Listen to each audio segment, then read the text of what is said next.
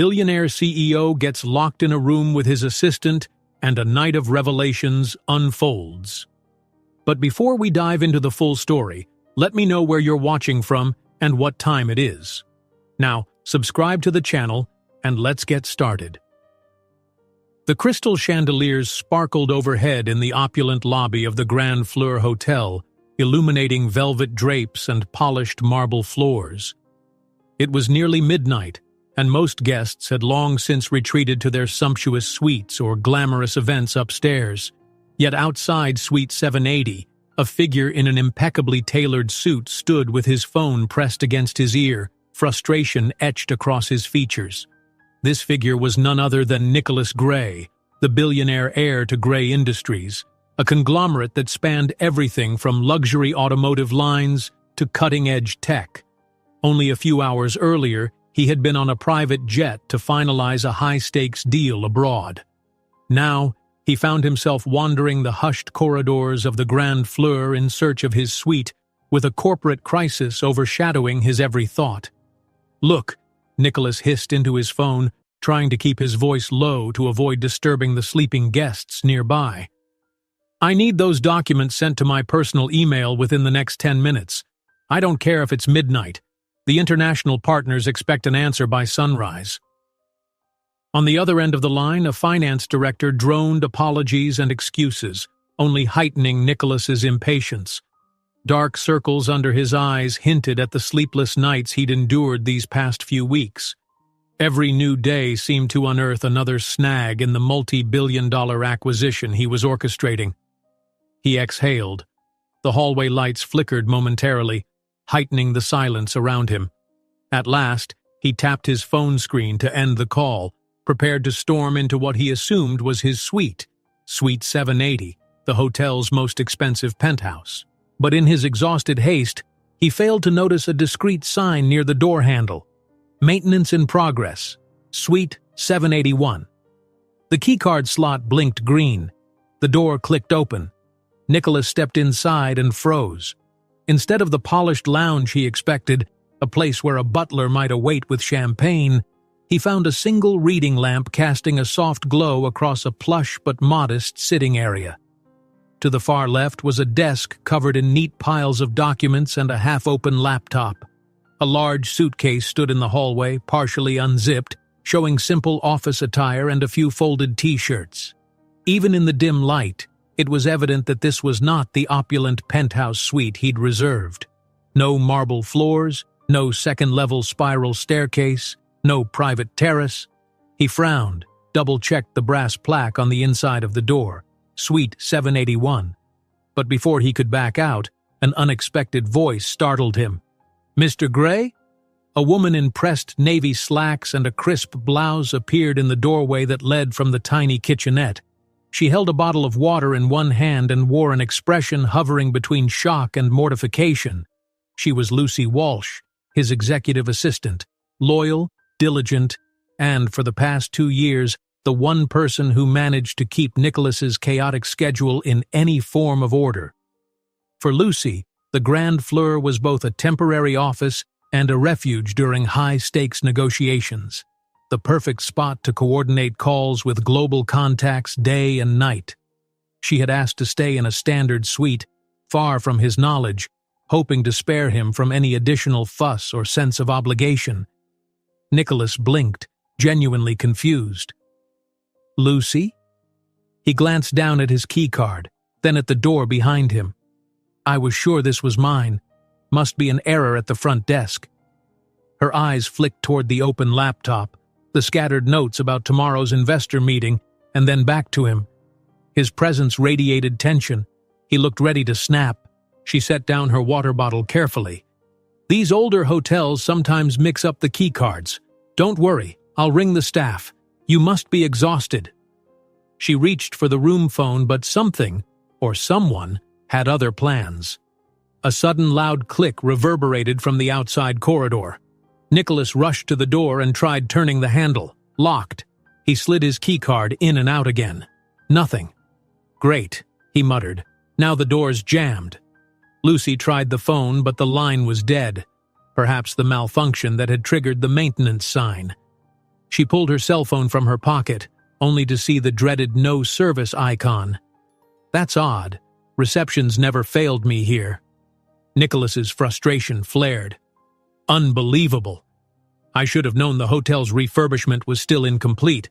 The front desk said my suite was ready. Meanwhile, I stumble in here instead. He exhaled, scanning Lucy's modest accommodations. Don't worry. Hotel security will figure it out soon. But as the moments stretched on and repeated attempts at the handle proved fruitless, the reality set in. They were stuck. Outside, the hallway was quiet and vacant at this hour. The walls, thickly insulated to maintain the five-star hush, muffled any attempts to call out. And with the front desk staff likely minimal after midnight, rescue might be slow in coming. It appears we're in for a long night, Lucy observed wryly, folding her arms. Her pragmatic nature clicked into place. Have a seat. Let's try to contact them online. But the internet refused to cooperate. She fiddled with the connection for a solid 10 minutes. No luck. Nicholas's phone, for reasons beyond explanation, lost its signal the moment he stepped inside. The suite seemed to be in a dead zone, cut off from the world outside. Lucy exhaled. Might as well get comfortable. I have water and... She rummaged through a small snack basket, producing a single protein bar and some mixed nuts. I wasn't expecting company, but it's something. Nicholas ran a hand through his hair, letting out a rueful laugh. You're well prepared, Ms. Walsh, even in a crisis. His tone was lighter, a deliberate departure from the frustration that had weighed on him earlier. He recognized Lucy had saved him from countless missteps in business, and ironically, here she was again, his unexpected partner in a new predicament. They settled into the sitting area, a single lamp illuminating the anxious set of Lucy's shoulders and Nicholas's tired eyes. The clock on the desk read 12:30 a.m., locked in a standard suite with only her assistant for company. This was decidedly not how Nicholas Gray, globe-trotting magnate, planned to spend the night. But as Lucy broke the protein bar in half, handing him a piece, their usual roles, boss and employee, seemed to blur. They shared an odd sense of camaraderie. It wasn't like the boardrooms or corridors of Gray Industries. Here, there were no cameras, no formalities, just two people forced into close quarters, separated from the frenzy of business deals and million-dollar negotiations. I'm sorry, Ms. Walsh, Nicholas said softly, for barging in so late, he gestured around them, basically intruding on your space. The day's been a whirlwind. Lucy shook her head. It's not your fault. And please, tonight you can call me Lucy. I think we can drop the formalities until we're free. A faint, genuine smile tugged at his lips. Lucy, he repeated. Right. Well, Lucy, do you mind telling me why you're here, in the sense that I didn't realize you were staying at the Grand Fleur as well? I thought the company arranged an apartment for you nearby. Lucy hesitated, glancing at the scattered documents. It wasn't that she was hiding secrets, but her personal life had always been something she kept carefully separate from her professional persona. I had an apartment, she said eventually. The lease ended a couple of months ago. With all the traveling you've had me do, coordinating with foreign investors, I decided not to renew. It made more sense to stay near the offices, bouncing between corporate-provided hotels until everything settled.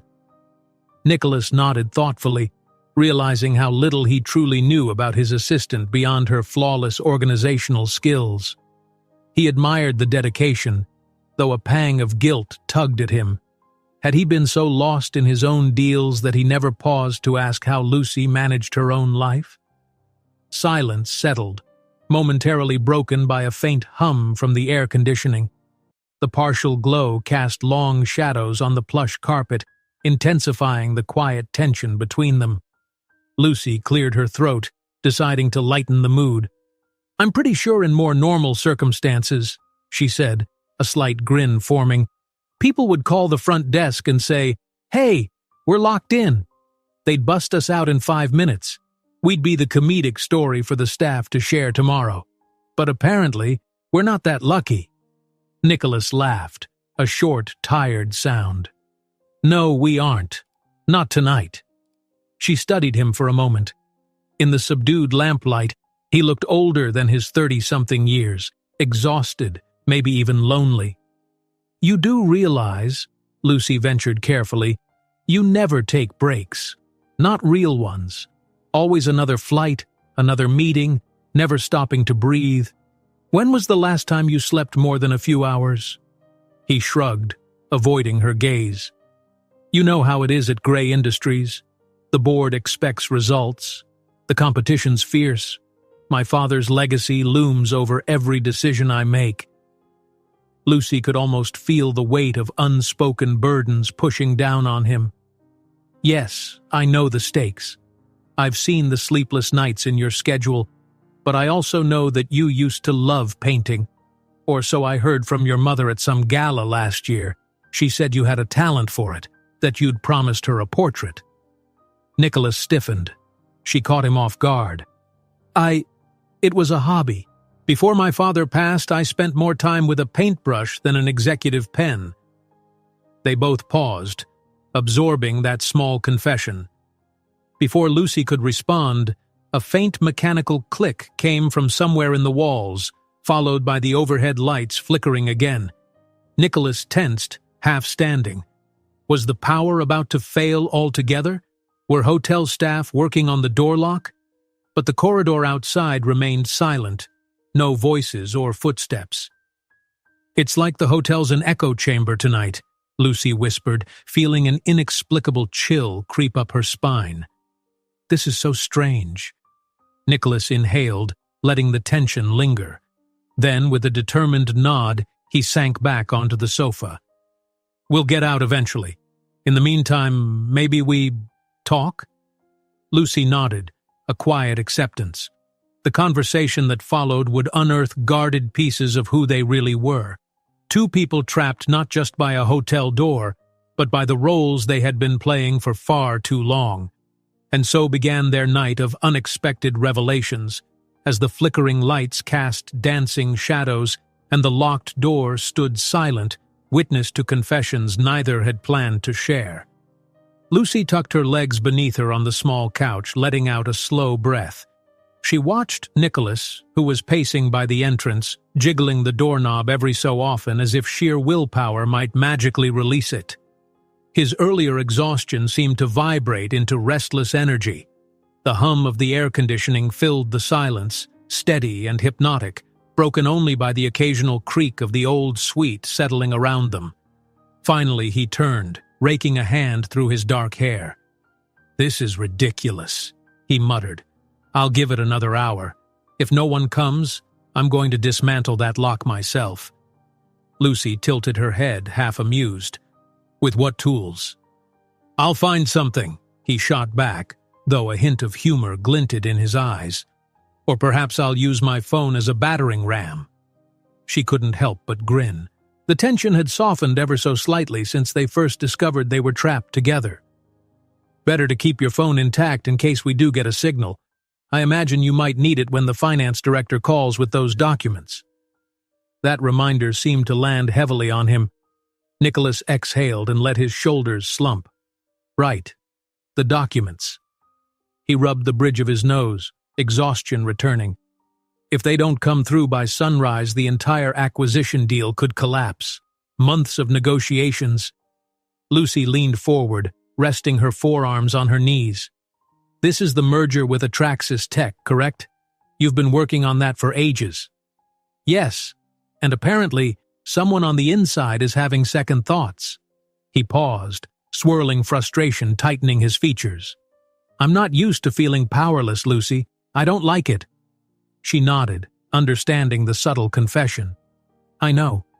You're always in control, always setting the next meeting, always deciding, but maybe," she hesitated, "maybe it's time you share some of those burdens. You hired me to manage your schedule, but I could do more, if you'd let me." Nicholas blinked, clearly unaccustomed to such directness from his assistant. Well, you already do plenty. You're the reason I haven't drowned in deadlines." Lucy held his gaze. Schedules are fine, but you need someone in the trenches with you, not just tagging along behind, especially with this acquisition. You realize the moment it finalizes, you'll double the company's employees, assets, everything. He broke eye contact, pressing his lips together as though her words had touched a nerve. I know, he admitted. It's just that people expect me to handle things alone. My father always said, never show weakness, never rely on anyone else. And I guess I took it to heart. A moment of silence stretched. Lucy could practically feel the weight of his father's legacy overshadowing them both. She remembered the stories she'd heard from older employees, how Nicholas's father had built Gray Industries from the ground up, how he'd been relentless, some even said ruthless. The pressure on Nicholas to be a worthy successor must have been immense. The air conditioning clicked off, plunging the room into an even deeper hush. Lucy reached to the side table, flicking at the lamp's base to see if it was still stable. The light glowed on steadily, but the uneasy hush gave the impression that the hotel itself was in a deep, slumbering state. Nicholas, Lucy ventured, surprising even herself by using his first name. Can I ask you something? Off the record? He raised an eyebrow. Sure. She inhaled, trying to gather her thoughts. You said you used to paint, that you stopped. But do you miss it? Does it ever call to you? A flicker of something, nostalgia, regret, passed over his face. I haven't touched a brush in years. Maybe I do miss it, but there's no time. Every hour I spend painting is an hour lost in the eyes of the board or the shareholders or the endless demands of Gray Industries. Is that your father's voice you're hearing or your own? She asked softly. He gave a low, humorless chuckle. Sometimes I'm not sure anymore. The lamp flickered, drawing both their gazes. Lucy rolled her neck, feeling tension knotting her muscles. The clock on the desk now read 1:10 a.m. Time seemed to inch forward slowly, each minute accentuating their strange predicament. Trying to shift to a lighter topic, Lucy asked, So, aside from painting, did you ever have other normal hobbies? Nicholas leaned against the wall, arms crossed. A faint smile tugged at the corner of his mouth, as though he found the question unexpectedly charming. Define normal. She shrugged. I don't know. Going to the beach, playing an instrument, binge-watching reality TV, the silly stuff everyday people do. He smirked. I can't imagine you watching trashy reality shows. You're too composed. Lucy laughed, a short, soft sound. Trust me, I have my guilty pleasures. Work is intense. Everyone needs an escape. You want to know mine? Badly scripted soap operas from the 90s? The cheesier, the better. He let out a genuine chuckle, perhaps the first real laugh of the night. Now, that's something I didn't expect. Then he appeared to consider her original question. I guess when I was younger I did normal things. Rode bikes around the neighborhood, played soccer with friends. But once my dad realized I had some knack for business, he started grooming me for the boardroom. And your mother? Didn't she step in? His expression softened. Mom tried, but my father's presence dominated everything. When he died, it became even harder to separate what I wanted from what the company needed. She was the one who encouraged my painting, though. Gave me my first easel. She's been quietly supportive, but these days she's traveling. Philanthropy events, mostly. Lucy considered that.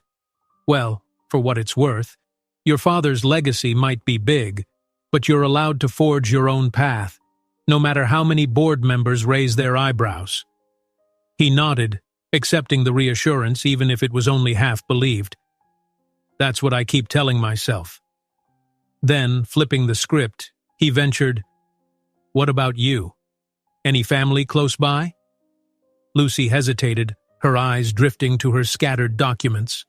My parents are in another state, small town. We're not estranged exactly, but we don't talk often. They worry I work too hard. They wanted me to settle down, teach maybe, have a stable life. Teach? She offered a small smile. I have a teaching degree, elementary education, but after graduation, an opportunity came up, an internship with an international shipping company. Once I stepped into that corporate environment, I discovered I liked the rush, the pace, the challenge. I never turned back. Nicholas tilted his head. So you're not from a business background? No, she said quietly, but I have a knack for organizing chaos, maybe from helping in my parents' store as a kid. They ran a tiny general shop in a quiet town, balancing ledgers, scheduling deliveries, handling customers. They used to call me their little manager. She paused, a distant look in her eyes. I guess that skill stayed with me, and eventually I found my way to you. He studied her carefully, as though seeing her for the first time. I guess I never asked.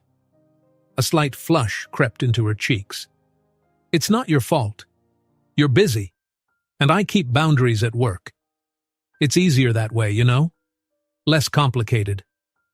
Boundaries, he echoed. Yes, I've been told I need them too. But apparently corporate life leaves no room for personal anything. Or so I thought.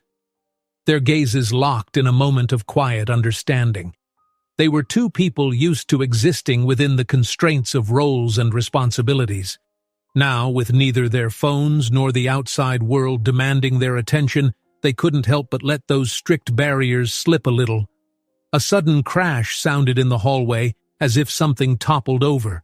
They both startled to their feet, hearts pounding. When the noise didn't repeat, Lucy exhaled. Maybe a cleaning cart? She grimaced. This hotel is giving me the creeps tonight. Nicholas looked to the door, fists clenching. If only someone would walk by and notice the jammed lock. They hovered near the entrance, listening, but heard no voices, no footsteps. Just silence. Eventually, Lucy stepped back and motioned for him to sit down. Come on, shouting at the door won't help. She held out what remained of the nuts, a tiny offering of solidarity. We'll share and we'll wait. In the morning, housekeeping or the day manager is bound to come by. Nicholas exhaled, dropping back onto the couch. He accepted a few of the mixed nuts, chewing slowly as though the taste was entirely new to him. Locked in a regular suite, surviving on rations meant for one person. He half laughed at the absurdity. I guess it's a forced retreat from all the chaos. Lucy nodded, her voice soft. Sometimes life has a funny way of making us pause when we need it most. The clock read 1:45 a.m. now. Neither of them knew that the hours ahead would bring confessions and confrontations far beyond the scope of any boardroom drama, an unraveling of secrets held too tightly and desires long left unspoken. For the first time in years, Nicholas Gray wasn't in control, and perhaps, just maybe, that was exactly what fate intended. The next time Lucy checked the small digital clock, it was nearly 2:15 a.m. The hours were passing slower than she'd ever experienced, perhaps because there was nowhere to run, no tasks she could efficiently complete, and, unlike every other night of her professional life, no corporate crisis she could solve with a quick phone call or spreadsheet. A forced standstill. She sighed and rose from the couch, pacing a slow circle around the room. I need to stretch, she murmured. My legs are cramped. Nicholas nodded, still sitting, the tension of the night etched across his brow. He'd undone the top 2 buttons of his dress shirt, revealing the collarbone beneath, a sign of surrender to the improbable predicament. A half-empty glass of water sat on the end table, watery condensation dripping down the side. Lucy drifted over to the desk. Aside from her laptop, which was in standby mode, and a few documents detailing timelines for upcoming investor meetings, there was a single hardcover notebook on top. She brushed her fingertips across its leather cover, thinking how it represented so many hours of strategic planning. Suddenly, none of that planning mattered. The real world had receded. You know, Nicholas said quietly, drawing her attention, I've been in 100 different hotels, no, 1,000 maybe. Slept in penthouses with private elevators, worn the plushiest robes money can buy. But tonight, He let out a self-deprecating chuckle. Tonight I'm stuck in a regular suite rummaging through a protein bar, and it feels more real than anything in a long time. Lucy pivoted on her heel to face him. Real? He shrugged, running a thumb along his lower lip absently. In my usual life, everything is curated, protected even. The staff in a penthouse are all paid to ensure I never face a single inconvenience. My calls are filtered. My schedule is handled by you. My day always moves forward at breakneck speed. But right now, we're forced to just sit with ourselves. She studied him. There was a raw honesty in his voice. And is that such a bad thing? She asked softly. He glanced at her and then away. No, maybe not. The corners of her lips lifted into a small, understanding smile. Then let's make the best of it. We've still got hours before morning. Tell me something you'd never usually share with your executive assistant. Something personal. Nicholas pressed the back of his head against the couch. His expression flickered between amusement and trepidation. Ah, so we're playing confessions now? She shrugged. Call it what you will. We're locked in after all. No place to hide.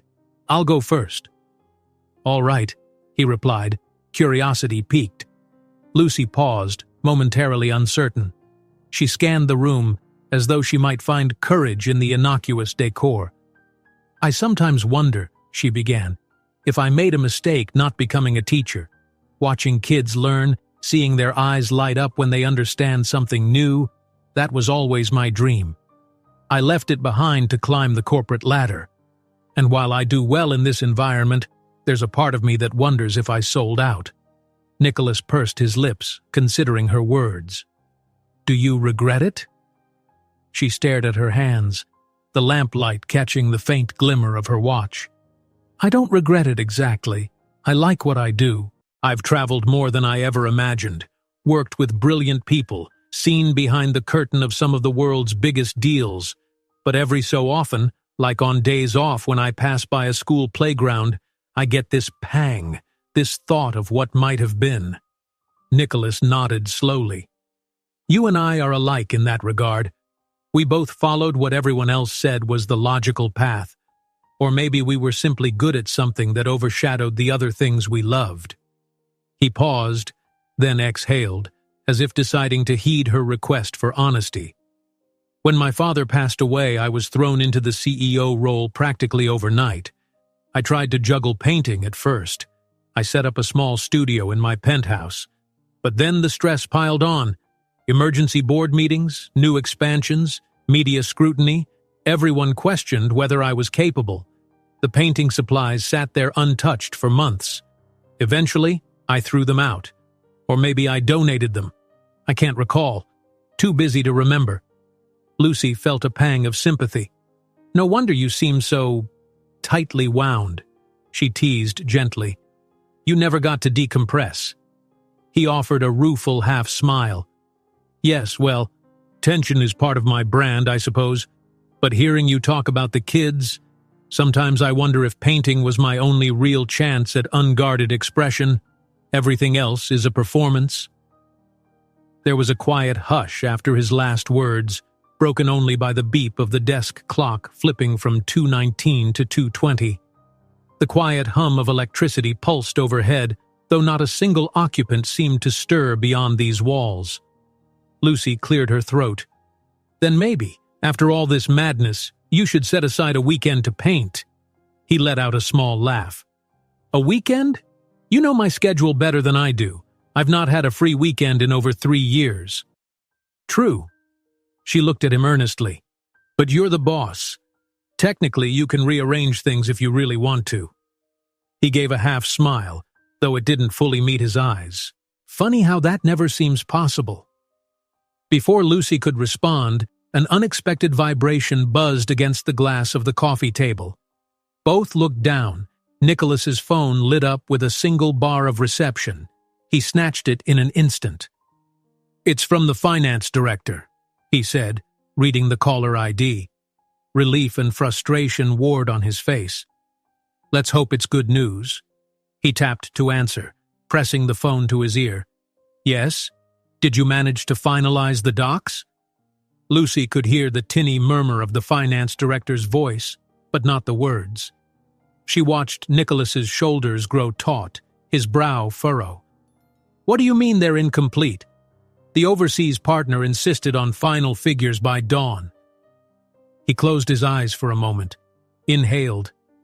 "All right, recheck and send them to my personal email. He glanced around the locked room. "I'll sign off as soon as I can. Yes, hopefully within the next hour or two. Just get them done." He ended the call, letting the phone fall to his side. "It never ends," he said wearily. "If I can't sign these documents soon, the whole deal might be delayed by another quarter. It'll impact the stock, our brand reputation, everything." Lucy crossed to him, gently placing a hand on his shoulder. It was an uncharacteristic gesture of closeness. "They'll manage, and if it's delayed, we'll handle the fallout. You don't have to shoulder it all alone." He glanced at her, a flicker of gratitude in his eyes. "Thanks." A moment passed between them, an unspoken acknowledgement that her support wasn't purely professional. It felt personal, warm, genuine in a way that blindsided them both. Lucy drew her hand back slowly, unsettled by the electricity in the air. "You must be starving," she said softly. "There has to be a minibar somewhere." Nicholas nodded. "Let's hope for something beyond a half bag of nuts." They moved to the small kitchenette. Lucy opened a discreet wooden cabinet, revealing a modest minibar fridge. She crouched down and inspected the contents, rummaging past small bottles of sparkling water and overpriced mini champagne. A few candy bars, some chips, not exactly gourmet. She pulled out a small chocolate bar, reading the label. $15 for something the size of my palm. Hotel markup is insane. Nicholas crouched beside her, looking over her shoulder.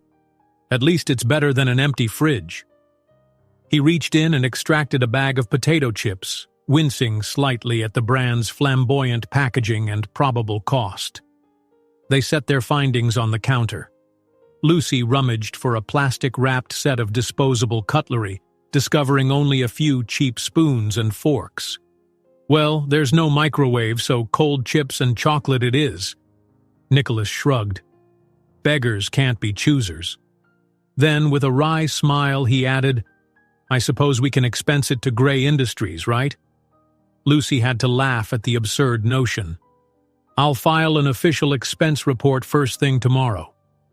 They returned to the sitting area, dividing the contraband. Lucy sank onto the couch, nibbling on a square of chocolate. Nicholas opted for the chips, methodically popping them into his mouth as though it were a business transaction, precise, purposeful. Eventually, Lucy asked, "Nicholas, do you ever actually enjoy these deals you're making? I mean, the acquisition, the expansions.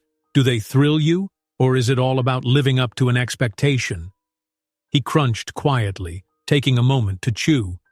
"I used to find excitement in them, the rush of outmaneuvering competitors, forging alliances. It was a game, an art form. But lately, I don't know. Maybe it's the sense that once this deal is done, another is just waiting around the corner. There's never a real moment to savor success. It's always the next, and the next." She understood that feeling all too well. Corporate culture, right?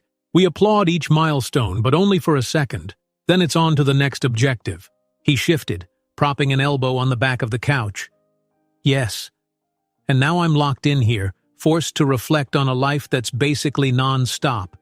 It's jarring." She leaned closer, finding it strangely natural to lower her voice in the quiet space. "Jarring can be good if it shakes you out of a bad pattern." A distant rumble of thunder sounded outside. Lucy realized the city must be on the edge of a nighttime storm, though she could see no windows from their vantage point in the suite's interior. Nicholas paused, gazing at the small meltdown of candy wrappers and empty water bottles that formed their meager feast. "You know, Lucy, in all the years we've worked together, we've never talked like this." She nodded. "We never had the chance." You rarely slow down. And I always thought you preferred strict professionalism, no room for personal chatter." He inhaled. "Partly, yes. But maybe it was a shield. If I don't get close to anyone, then I won't disappoint them, or they won't see the cracks." "You're not obligated to be perfect," she replied gently. "In fact, trying to be might be the problem." A flicker of vulnerability crossed his eyes, but he steadied himself.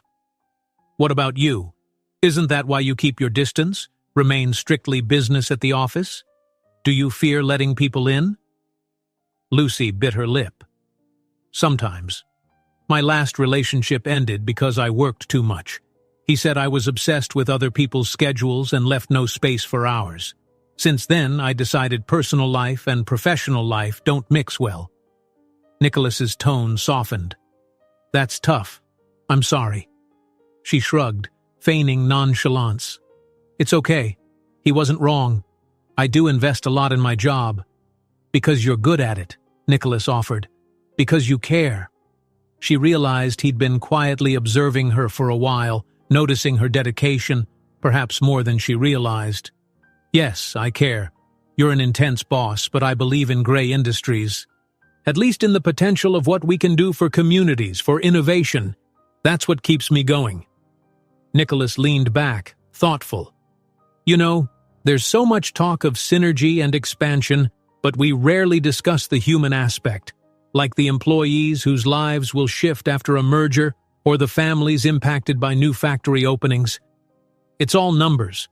Sometimes I wish I could see the real faces behind the data." Lucy smiled softly.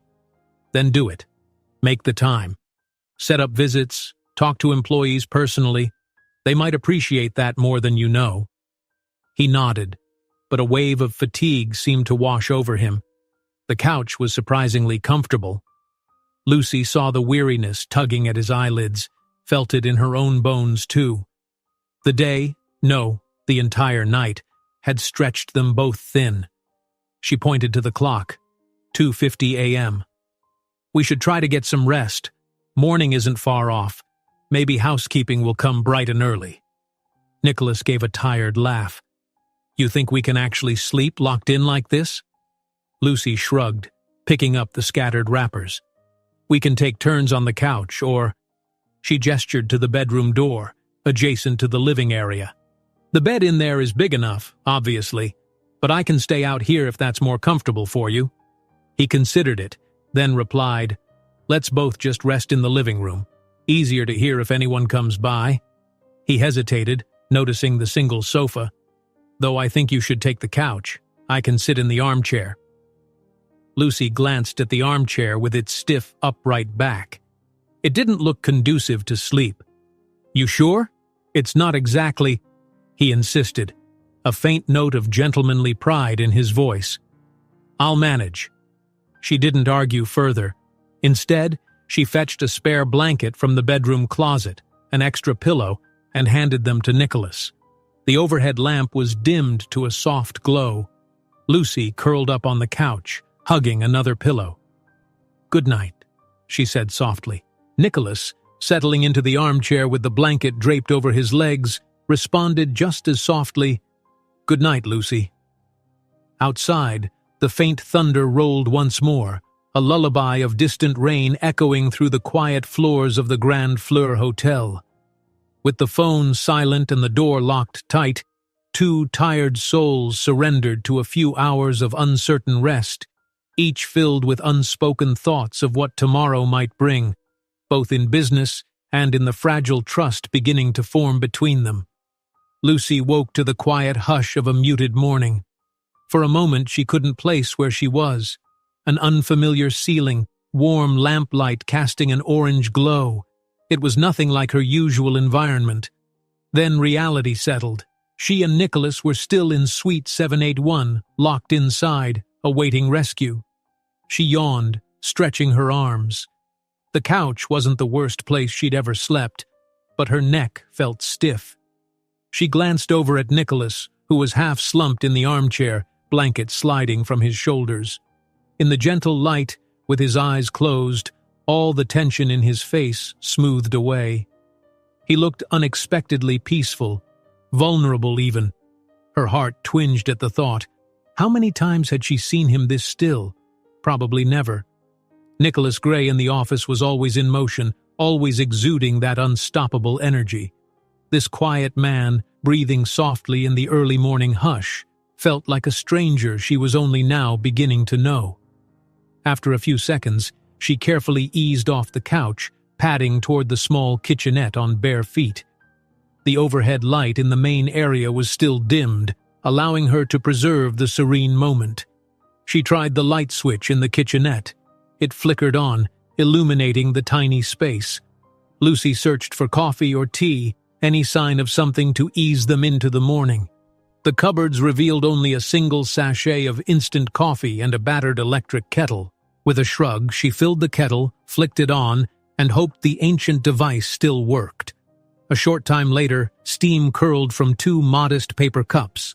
One contained instant coffee.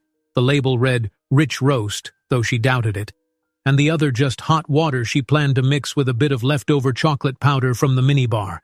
Not exactly a gourmet breakfast, but it was something. Halfway through this process, Nicholas stirred.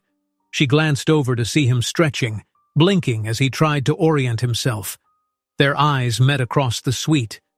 For a fleeting second, Lucy felt a warm sense of camaraderie, like they'd weathered some small but intimate storm together. "Morning," she said softly, stepping into the living area with the two cups. He rubbed the back of his neck. "Morning." Then, as if remembering everything, he grunted, "We're still here." Lucy handed him the instant coffee. "I'm not sure if it's any good, but it's hot." He accepted the cup, inhaling gingerly. "Smells like coffee. That's enough for me." He sipped and grimaced slightly, though the warmth seemed to perk him up. "Thank you." She settled on the couch, crossing her legs. "No voices in the hallway yet?" Nicholas shook his head. "I just woke up. Didn't hear anything all night after we dozed off." He reached for his phone, which had slipped to the floor sometime during the night. Pressing the screen, he found no new messages or calls. "No signal," he muttered, frustrated. "Still in a dead zone." Lucy fiddled with her own phone. Also nothing. She frowned, sipping the makeshift hot chocolate. Strange that the hotel staff hasn't done the morning rounds. Usually housekeeping would have knocked by now to see if a guest needed fresh towels. Nicholas raised an eyebrow. Maybe the front desk has us labeled as "Do Not Disturb," or the staff is short-handed. Lucy sighed. Or we just have the worst luck. He rose, crossing to the door. Morning light from the hallway made a faint line at the threshold, but the lock still refused to budge. He tugged it, tried the key card again, then pounded once on the solid wood. "Hello?" he called. No response. Lucy's lips tightened. "Could we break the doorknob? Force it open?" Nicholas examined the mechanism. "It's an older metal lock, presumably heavy-duty, and I don't see a set of tools. Maybe we could use a hanger or something from the closet, but we risk damaging the door from the inside. The hotel might hold us liable." He let out a sigh. Better to wait for staff to come around. She nodded, though impatience gnawed at both of them. Another few hours could throw a wrench into Nicholas's entire business schedule, not to mention her own. But so far, fate had decided they needed more time in forced solitude. With no immediate solutions, Lucy and Nicholas set aside the matter of the door. They turned on the TV to catch any local news, only to find static on most channels. The few that did come through played early morning infomercials, the volume so low that nothing was intelligible. Lucy flipped it off again, rolling her eyes. "This is turning into one of those bizarre stories no one will believe." Nicholas let a chuckle escape. "At least we have mild entertainment. Me pacing like a caged lion." He paused, then checked the time on his watch. 7:15 a.m. Typically, I'd be on my second or third call by now. Lucy flashed a teasing smile. "You might survive missing those calls." He gave her a wry look. "Possibly, but I can't say the same for my anxious directors." Then he turned earnest. I do appreciate how calm you're being. If it was anyone else locked in with me, they'd probably be panicking or calling me incompetent for letting this happen." She shrugged lightly. "It's out of our control. I figured we might as well stay composed." After a moment's pause, she added, "That said, I am worried about how the rest of the team at Gray Industries is handling everything. They might think something terrible has happened to us." Nicholas nodded, brow furrowing. "Yes, hopefully they'll realize we're not showing up for scheduled calls. I'd guess that might trigger a search eventually. Or a meltdown. Either way, someone should figure out we're stuck." Silence settled again, broken only by Lucy tapping her fingernails on the coffee table. The surreal nature of the situation pressed on them. She could sense his mounting tension, that underlying compulsion to check emails and plan out every second of the day. In a moment of impulse, Lucy rose and pulled her laptop from the desk. "Let's see if we can at least open some offline documents," she suggested, pressing the power button. The screen came to life, but the Wi-Fi icon flashed a sad no network signal. Sighing, she scrolled through her saved files. "I have some meeting agendas we can review. It might kill time." Nicholas shrugged, coming over to peer at the screen. "Might as well. Doing something is better than waiting around." They ended up sitting side by side on the couch, the laptop perched on Lucy's lap. The angle was awkward, but Nicholas leaned in, scanning the bullet points she'd prepared for an upcoming investor summit. Lucy pointed out some data she'd compiled about prospective expansions. "This part about integrating Atraxis Tech's software capabilities into Gray's automotive systems, I think that's going to be the game changer for us," Lucy said, highlighting a paragraph. "If done right, we could lead the charge in self-driving innovations across multiple countries." Nicholas nodded thoughtfully. "Right. That synergy alone could add billions in value. But there's pushback from certain board members. They worry about the risk of tech failures tarnishing the automotive brand." Lucy arched a brow. "But if we don't pivot, we risk being behind the competition. People expect cutting edge from Gray Industries. If we just rest on existing laurels, we'll be overshadowed by more agile firms." He considered her words. "Exactly. And that's why the acquisition is crucial, even if it's terrifying. Sometimes you have to leap." She smiled at his unintentional pun. "Well, you're no stranger to big leaps." He met her gaze. "Nor are you, Lucy. I see the leaps you take every day, coordinating 1,000 moving parts, preempting crises. You're basically the backbone of my entire executive operation. I don't thank you enough." She felt a flush of warmth at the sincere acknowledgement. "You thank me with a paycheck," she teased, then let sincerity seep into her voice. "But you're welcome. I believe in what we do or I wouldn't work here. Simple as that." They continued discussing strategic points for perhaps half an hour, occasionally drifting onto tangents about employee morale and philanthropic ventures. It was a far more relaxed meeting than any they'd had before, free of time constraints or external pressure. Lucy discovered that hearing Nicholas's unfiltered thoughts on corporate responsibility and innovation was oddly refreshing. At some point the conversation lulled, and Lucy closed the laptop. They both looked up at the same time as though they'd shared a silent understanding. There was only so much business talk they could use to distract themselves from the enclosed reality they still faced. Nicholas exhaled, checking the door once more. Silence. "I'm starting to think the entire hotel might be deserted," he joked, though the humor fell flat. He stared at the door handle. "Should I try forcing it?" Lucy hesitated. "I'm torn. If you damage the lock, we might get stuck even worse. But if we do nothing—" She grimaced. "Let's at least see if the phone line is still dead." She crossed the room, lifting the phone receiver. No dial tone. She tried pressing a few buttons. Nothing. Setting it down, she turned to him with a helpless shrug. He ran a hand through his hair, then took a deep breath. "All right. One last attempt with the doorknob. If it fails, I might consider more drastic measures." They both moved to the entryway. She stood back while he jiggled and twisted the knob. A faint scraping noise suggested the bolt was stuck inside its slot. Lucy tried to see if there was a narrow crack through which she could slip something, but it seemed hopeless. "Ugh," Nicholas muttered, stepping back. "It won't even budge a fraction." Lucy placed her hand lightly on his arm. "We might just wait for housekeeping then. If they show up at 10, that's only a couple more hours." He frowned, glancing at his watch.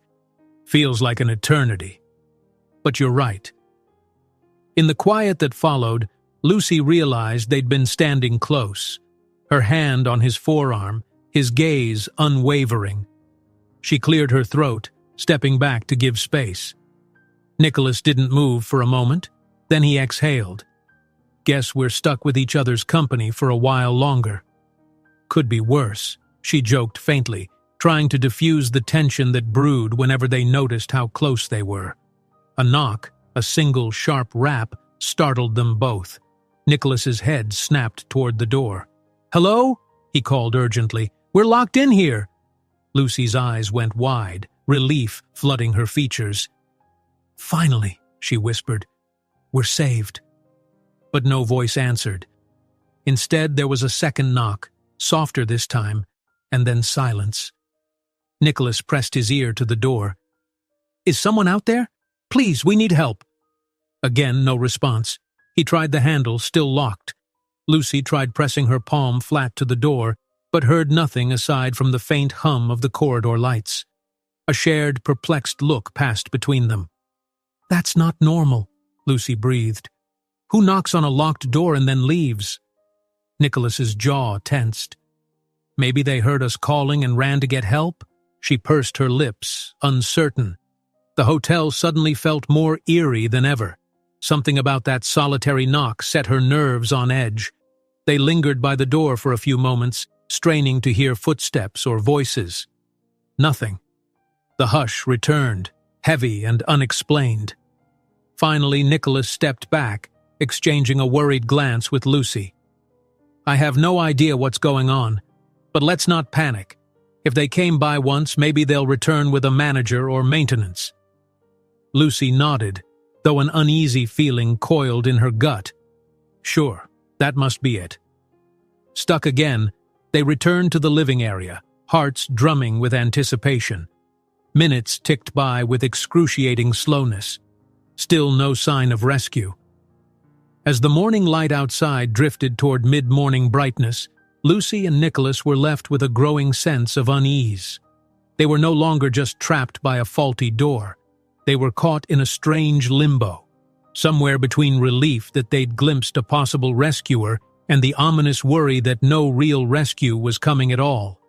A tense quiet settled over the suite, punctuated only by the soft hum of the air conditioning and the faint sounds of life beyond the windows. Car horns, distant traffic, the muffled bustle of a city that seemed tantalizingly close yet unreachable. Lucy paced near the kitchenette, arms folded, head tilted as if straining to catch any sign of movement in the corridor. Nicholas leaned by the door, arms braced against it, as though debating whether to risk hammering again. Minutes dragged on. Finally, he let out a frustrated sigh, stepping away. "I can't just stand here hoping someone comes back. We already tried calling out." He eyed the door handle. "I might have to force this open, liability or not." Lucy nodded, biting her lip. "We tried everything else. And that strange knock. Maybe it was just another guest, confused or half asleep. Or maybe housekeeping realized the door is broken." She gave him a measured look. "Do it carefully, if you can." Nicholas exhaled, rolling up his shirt sleeves. He strode to the closet and rummaged through the few items Lucy had there. A spare hanger, a small travel iron, a collapsible umbrella. None of it looked particularly useful for breaking a lock. But at the bottom, he found a slender metal rod, a piece of an old suitcase handle that had snapped off at some point. "This might do," he said, "if I can wedge it into the frame and push the bolt back." Lucy joined him at the door, the rod in hand. They exchanged a resolved glance. He slid the rod's tip between the door and the frame, carefully trying to feel where the latch was lodged. Lucy pressed her ear to the wood, straining to hear any change in the metal. The tension in the air thickened as Nicholas grunted, leaning his weight into it. "Something's shifting," he muttered, "but not enough." He jiggled the handle at the same time, hoping for that sweet spot where everything might align. The wood creaked under pressure, and Lucy held her breath, half expecting the frame to crack. Suddenly, a scraping sound emerged, as if the latch were giving way. They both froze, waiting for the latch to slide back. But a moment later, it jammed again. Nicholas cursed under his breath. "It's stuck good. Let me—" Before he could finish, the rod snapped in two with a resonant metallic twang. He staggered back, nearly losing his balance. Lucy gasped, stepping aside. Part of the rod clattered to the floor. Nicholas stared at the broken piece in his hand, breathing heavily. "Great," he muttered, frustration flaring. "That was our best shot." He hurled the piece onto the coffee table, the clang echoing in the stillness. Lucy frowned, picking up the second segment from the floor. "At least you didn't injure yourself." She touched his arm gently, feeling the coiled tension in his muscles. "We'll figure out another way." He drew a slow breath. "I know. I'm just tired of feeling powerless." Running a hand through his hair, he stepped away from the door. "Let's give it one more hour. If no one comes, I'll try kicking it in." Lucy's eyes widened. "You'd risk your leg like that?" A grim smile touched his lips. "I'll manage. This is a sturdy door, but I'm not exactly frail. And I can't stay in here indefinitely." She exhaled, recognizing that his frustration was reaching a breaking point. Perhaps they should refocus. Let's see if we can find anything else in the suite that might hint at why the lock is jammed or if someone left a clue." Her voice came out slightly shaky, and she wondered if the stress was making her paranoid. Still, the silence of the corridor and the bizarre knock earlier gnawed at her. Nicholas, calmer now, nodded. "Good idea. Maybe we'll discover some maintenance note that says, 'Faulty lock, do not close door.'" They set about examining the suite carefully. Lucy peered behind the curtains and furniture, searching for anything that might be out of place. Nicholas checked the desk drawers, lifting each folder in case something hid beneath. All they found were Lucy's own work materials, standard hotel stationery, and some generic tourism brochures stuffed in a drawer. Then Lucy remembered the small housekeeping closet beside the bathroom door. She opened it, half expecting to see towels or a vacuum. Instead, there was just a stack of neatly folded bedding and an empty ironing board.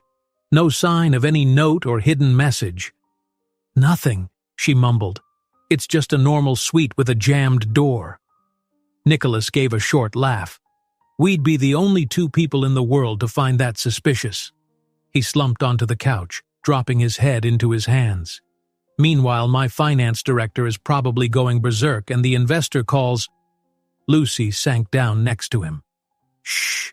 Stressing about it won't help. Maybe talk about something else for a bit?" She forced a small smile. "We could continue last night's confessions? Unless you feel we covered enough personal ground?" He raised his head, a thoughtful expression replacing the frustration. "We did talk more than we ever have." Pausing, he studied her. "But I'm not sure we covered everything. Like, I still don't know your favorite color." She let out a gentle laugh, relieved at his attempt to lighten the mood. "I didn't realize you wanted that detail, Mr. Gray." He rolled his eyes, a hint of a grin. "We're off the clock. It's Nicholas. And yes, I'm curious." Lucy leaned back, crossing her arms in mock seriousness. "Lilac. Sort of a soft purple. I like how it's calming." Nicholas nodded. "Lilac," he repeated as if memorizing. "I like that." He fiddled with his watch, then cast her a sidelong glance. "Anything else you want to tell me about your personal preferences? Favorite season, maybe?" She pursed her lips playfully. "Autumn. The air feels charged, but in a cozy way. Sweaters, hot drinks, leaves changing color. Plus, it reminds me of new beginnings, maybe from all those years of school." A wistful look crossed Nicholas's face. I get it. Autumn has that crispness. I like winter, though. The world slows down. Everything looks clean when it snows. Less hustle, more reflection. Lucy offered a knowing grin. Figures the man who never stops working would like the season that forces everyone else to slow down. He laughed softly, conceding the point. Touché. Then, as if on impulse, he asked, "What about music? What do you listen to?" She brightened. Indie folk mostly, though you might catch me blasting 90s boy bands if I'm in a nostalgic mood. The corners of his mouth lifted. Now that, I would pay to see, my cool-headed assistant belting pop anthems. She chuckled. Well, if we ever get out of here, maybe I'll show you a playlist. He nodded, eyes flicking toward the door as if something might have changed in the last few minutes. Deal. A subtle pause, then. I guess it's my turn to confess random details. My favorite color is teal, and ironically, I'm more of a classical music person. I used to listen to it while painting. Something about orchestral compositions helped me concentrate on each brushstroke. Lucy tilted her head. Teal, classical music. Noted. That suits you somehow. Refined, but with a bit of edge. He held her gaze, the small space between them charged with an unexpected warmth. Her earlier words rang in her mind. So we're playing confessions now? Indeed they were, and it felt strangely intimate to exchange such trivial details amid the tension. They continued like that for a while, trading little pieces of themselves that had never surfaced in the whirlwind of corporate life. Favorite foods, funniest childhood memories, the last movie each had actually seen in a theater.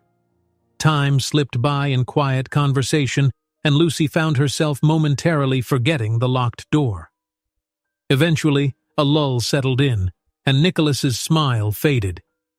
Lucy, about something you said last night, regarding your ex who left because you worked too much. Do you regret that relationship ending? Her expression grew solemn. Not exactly regret. It just opened my eyes.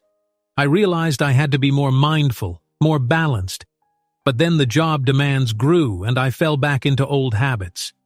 Maybe it wasn't meant to be with him. He nodded, letting the thought hang. Balance is hard to find in our line of work. His gaze drifted, seemingly lost in his own regrets or memories. She offered a gentle reassurance. Hey, if you're worried about never painting again or missing out on personal milestones, there's still time to change. Is there? He murmured, looking almost vulnerable. I've built a reputation, a lifestyle. People expect me to be a certain way, and I've neglected the simpler things for so long. Lucy laid a hand on his. You can start small. A day off here, an evening painting class there. She smiled softly. I promise to keep your schedule afloat. Nicholas squeezed her hand just briefly before letting go. A flicker of something deeper passed between them, but neither spoke it aloud. A sudden noise from the hallway jerked them to attention. Footsteps, more than one pair by the sound. Nicholas shot to his feet. Lucy joined him, heart pounding. Finally, someone? They hurried to the door. Nicholas pounded on it. We're in here, he called. The lock is jammed! Shuffling sounds and low voices drifted through. Lucy pressed her ear against the door, straining to catch actual words. She made out muffled sentences, someone saying, Told me it was this sweet. Keep quiet. Handle it. Then, abruptly, the footsteps moved away, fading in the distance. No! Lucy exclaimed. They're leaving! She banged on the door. Hey, don't go! But the corridor returned to silence. No one answered. Nicholas swore under his breath, frustration spiking again. Lucy stepped back, unnerved. What is going on? Why won't they open the door? Nicholas stared at her, face set in grim confusion. I'm not sure, but something's definitely off. That wasn't regular housekeeping. Her pulse hammered. Should we be worried? Could someone be trying to keep us trapped? He hesitated. We might be overthinking it, but we can't ignore how strange this is. Glancing at the clock, Pushing closer to 10, he set his jaw. "All right, I'm done waiting politely. Next time I hear even a whisper out there, I'm yelling until they open up, or I'll break the door down." Lucy, feeling a chill of foreboding, nodded in agreement. "We can't just sit here. Something's clearly not normal. Let's stay alert." They retreated from the door, tension thrumming through their bodies like a shared current. Whatever was happening beyond that locked entrance, it no longer felt like a simple hotel oversight. And as the morning wore on, both realized that before this was over, they might uncover truths neither ever anticipated, about the people outside, about each other, and about themselves. The next half hour crawled by in uneasy silence. Lucy tried to busy her mind by rechecking her notes on the investor presentations, flicking through slides on her laptop that she'd practically memorized. But her attention kept snapping back to the door, her heart pounding whenever she recalled those mysterious footsteps and hushed voices just outside. Nicholas paced in slow laps around the suite, occasionally pausing at the door to listen. His tension radiated in each clipped step, each glance toward the hallway. Twice, he whispered that he thought he heard faint thumps or muffled speech, but every time they rushed over, all went silent again. "This isn't making any sense," Lucy muttered, clicking the laptop closed. "If the hotel staff found us locked in by accident, they'd at least respond to your calls, right?" Nicholas nodded tersely. "Yes, even if the lock is broken, they'd shout something like, 'Hold on, we'll get help.'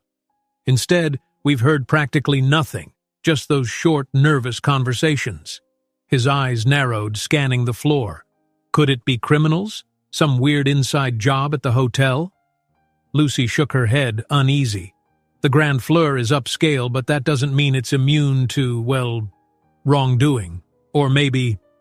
She bit her lip, considering a wilder angle. "Maybe someone specifically wants to keep you in here, away from your business obligations." Nicholas paused. "That's an extreme measure. But in my world, I'd be naive to assume it's impossible." His voice carried a hint of bitterness, as though the idea of sabotage felt frighteningly plausible. Lucy's mind churned over the bigger picture. Nicholas was a billionaire, the CEO of a major conglomerate. Any number of corporate rivals might benefit from stalling him at a critical time. But an actual kidnapping attempt? Here, inside a prestigious hotel? It felt more like a paranoid movie plot than real life. Still, too many details weren't adding up. She glanced at the desk, where her phone sat useless. "There's got to be a landline phone somewhere else in the suite we haven't tried yet. Sometimes bigger suites have multiple jacks." Nicholas lifted his chin, scanning the walls. "Let's check the bedroom more thoroughly. We gave it a glance, but maybe there's a second phone on a bedside table." They moved toward the bedroom door. Unlike the living area, the bedroom had thick curtains drawn shut, letting only a sliver of daylight in. Lucy flipped the light switch, revealing a king-size bed with crisp white linens, a tall dresser, and a modest nightstand. She hurried to the table on the left side of the bed, empty. On the right side, another stand with a small drawer, but no phone. Nicholas checked near the television in the corner. Nothing. No phone jack, no house phone. He exhaled, frustration mounting again. "Nothing here." Lucy sighed. It was worth a shot. Maybe the idea that larger suites have multiple phones doesn't apply here, especially since this room is, well, standard. Nicholas walked to the window, tugging the curtains aside. The view overlooked the hotel's rooftop restaurant terrace, though they were several floors above it. He couldn't see any staff, just empty tables and chairs. "This place really does look deserted. Weird for mid-morning," he commented. "There should be people getting breakfast or coffee by now." Lucy joined him, pressing her forehead against the glass. The terrace was usually bustling, but only a few umbrellas swayed in a gentle breeze. No signs of life. "Is the restaurant closed for renovations? I didn't see any mention of that when I booked." Nicholas shook his head. "I recall reading about renovations in certain wings, but not this one." His voice grew taut. Whatever's going on, it's more than just a jammed door. They lingered at the window a moment longer, hoping to spot a passing waiter or staff member. A moment later, Lucy pointed to something near the far edge of the terrace, a shadow that moved behind a pillar. She squinted, but couldn't make out any details. The figure disappeared an instant later. "We should try signaling," Lucy urged. "If someone's out there, maybe they'll notice." She looked around for anything to wave, a bright shirt, a towel. Settling on a white pillowcase, she tugged it free from the bed. Nicholas unlatched the window only to find it wouldn't slide open more than a few inches. "It's locked, or it has one of those safety stoppers," he said through clenched teeth. Still, he managed to force the gap wide enough to slip a hand through. Lucy leaned in, flapping the pillowcase out the opening. The breeze caught it, causing the fabric to flutter gently against the glass. "Hey!" she called softly, though she doubted her voice would carry that far. "We're stuck in here." Nicholas scanned the terrace for any reaction. Nothing. They waited, hearts thumping, but no one emerged. When Lucy's arm began to tire, she let the pillowcase fall to her side. No luck. Reluctantly, Nicholas slid the window shut. Even if someone did see the movement, they might just think it's housekeeping. But I guess it was worth a try. He turned back toward the bed, where Lucy placed the pillowcase on the rumpled sheets. Their eyes met, a shared sense of frustration charging the air. The suite felt both safe and stifling, like a gilded cage with plush furnishings but no real way out. Lucy's stomach growled, reminding them both that they hadn't eaten anything substantial since the previous night's meager snacks. Embarrassed, she pressed a hand to her abdomen. "Seems my stomach's decided to speak up." Nicholas offered a rueful smile. "Same. Let's see if we have any leftover minibar rations." They returned to the living area to survey the small fridge. One miniature chocolate bar and a tiny bag of crackers remained, both wildly overpriced. Lucy took the crackers, Nicholas the chocolate. They split a bottle of water. As they settled onto the couch to share the sad meal, Lucy tried to inject some levity. "If we're still in here by lunch, I might chew the furniture." Nicholas smirked, though worry still creased his brow. "I'd prefer not to find out if the upholstery is edible." They ate in relative silence, each nibbling slowly, trying to make the morsels last. There was something bizarrely intimate about sharing a sparse breakfast like that, almost reminiscent of camping in the wilderness, except this was a top-tier hotel and the door was locked from the inside. When they finished, Lucy folded the empty wrappers, placing them on the coffee table. Nicholas checked his watch. 10:38 a.m. She caught the flicker of dread in his eyes. He had calls, signings, duties piling up. She laid a hand on his arm gently. "We'll get out. If not by housekeeping, then you'll break the door, or the staff will realize the suite is locked from the inside. One way or another, the day won't end with us still here." He nodded, exhaling. "Sorry. I keep letting the frustration take over. You're handling this much better than I am." Lucy gave a half shrug. "I figure it'll make a great story once we're free." Her attempt at cheeriness almost convinced her, but deep down, a nervous flutter churned. "Besides, you were there for me that first night. We're in this together." They lapsed into a more companionable silence. Nicholas took the remote, flipping on the TV again to see if there was any functioning local news. Static greeted them on most channels, an odd glitch that further heightened their sense of isolation. Eventually, they found a faint signal on a 24-hour news station, but the picture was grainy, the colors warped, and the audio cut in and out. Something about a big political rally downtown. No mention of any hotel fiasco. Lucy frowned. So either no one knows we're locked in, or no one cares. Or they're all busy with bigger events. Nicholas set down the remote with a sigh. If only we had a stable phone line. Maybe if we found the utility or phone panel in the suite, we could reset it. She snapped her fingers in realization. In older hotels, phone panels are sometimes in a closet or behind a service hatch.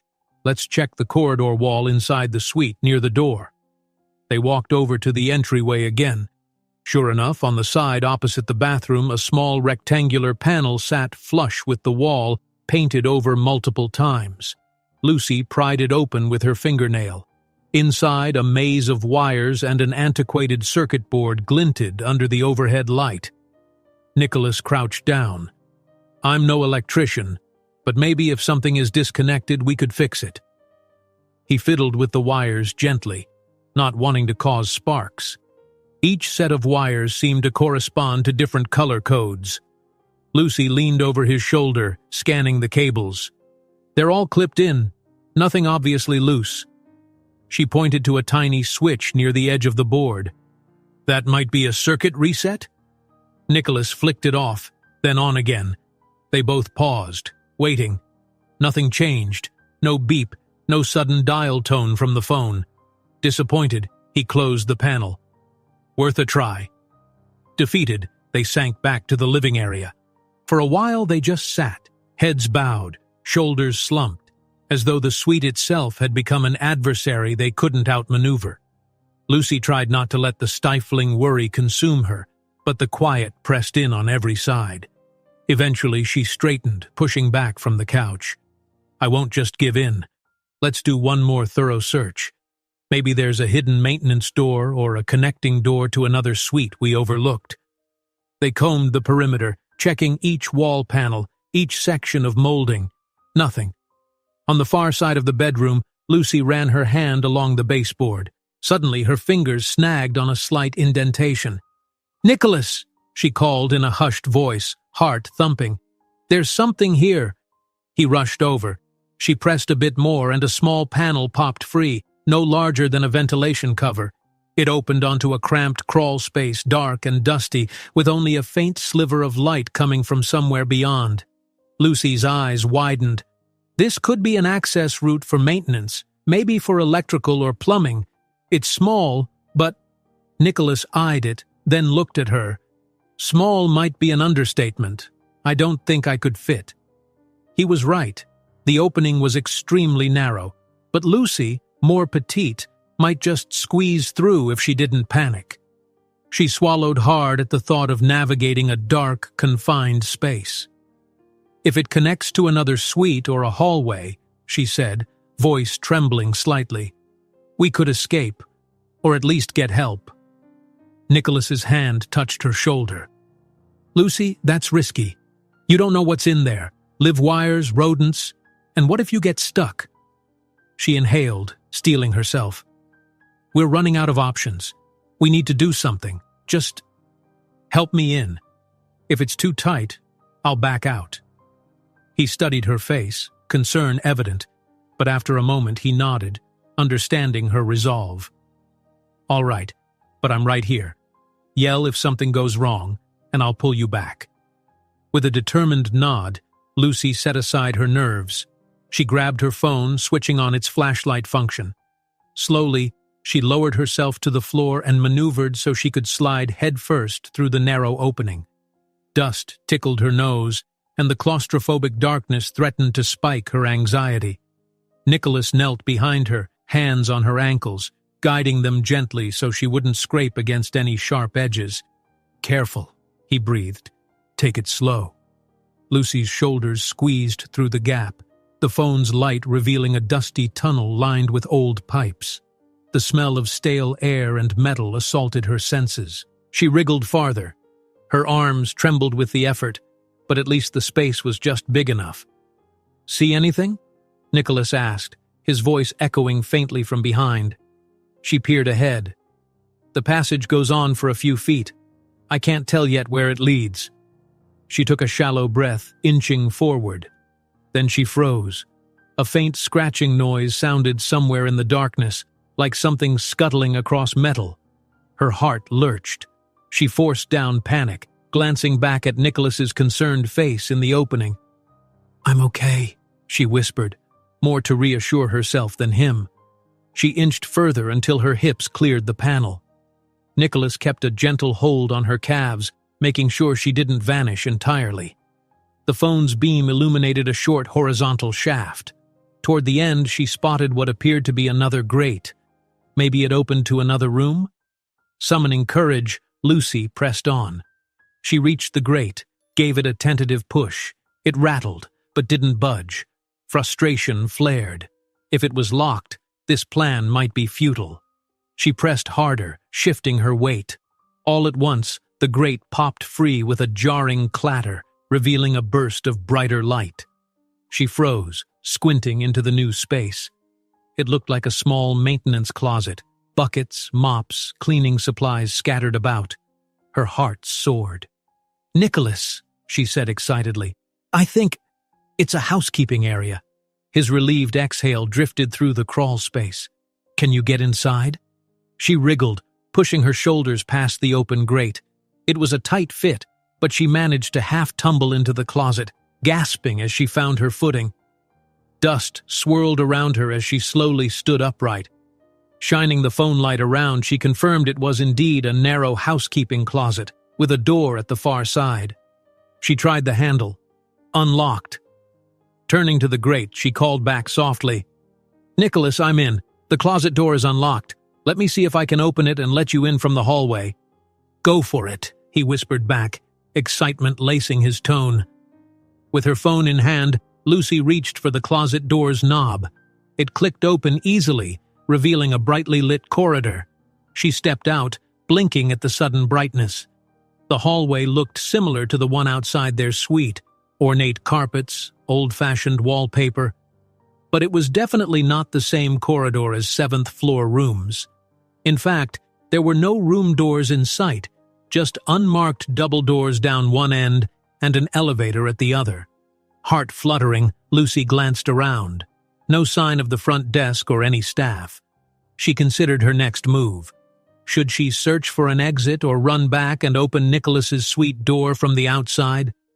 But that door was on the 7th floor. Where exactly was she now?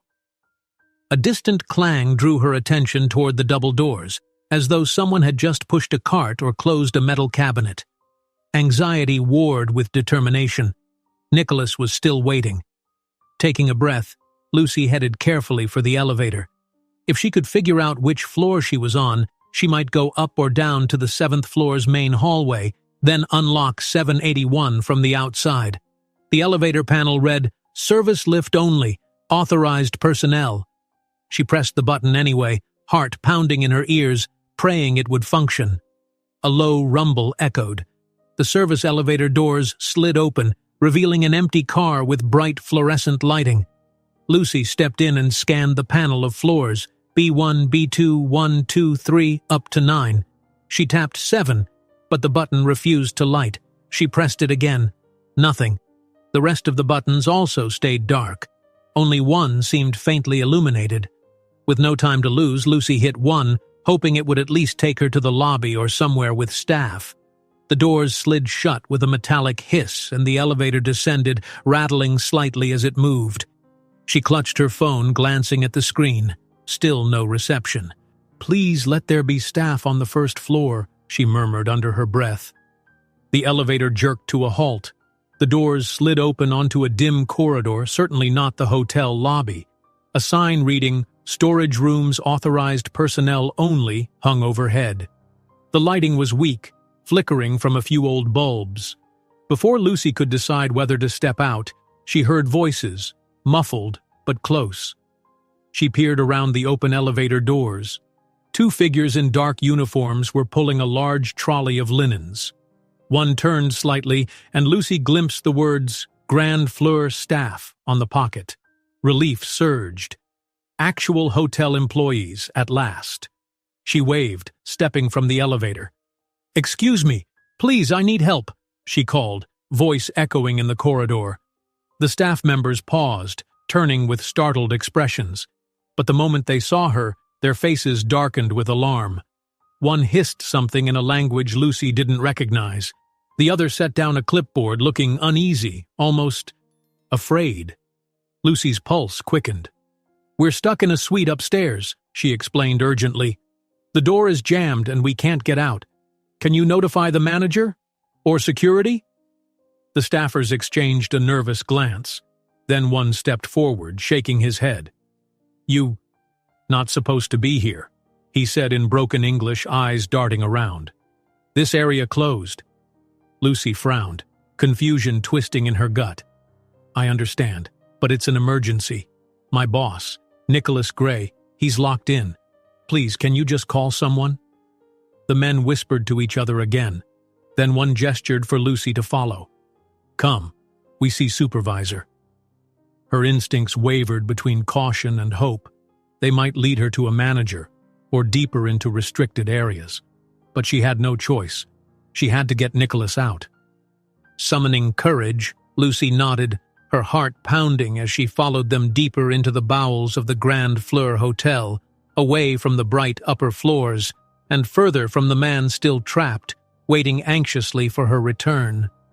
Lucy followed the two staff members through the dim, institutional corridors of the hotel's lower level, each step echoing on drab tiles. The overhead lights flickered at intervals, casting elongated shadows that made the passage feel labyrinthine. She clutched her phone in one hand, prepared at any moment to flee if something seemed off. But she steeled herself. Nicholas was depending on her to find help. Every so often, one of the men glanced over his shoulder as if to ensure Lucy was still there, or perhaps to gauge her reaction. She forced a polite but tense smile each time, her mind thrumming with anxiety. They passed a door marked laundry, another labeled storage, and then a small break room with its lights switched off. Finally, they arrived at an unmarked metal door, which one of the staff members unlocked with a key card. He motioned for her to step through. Lucy's pulse hammered.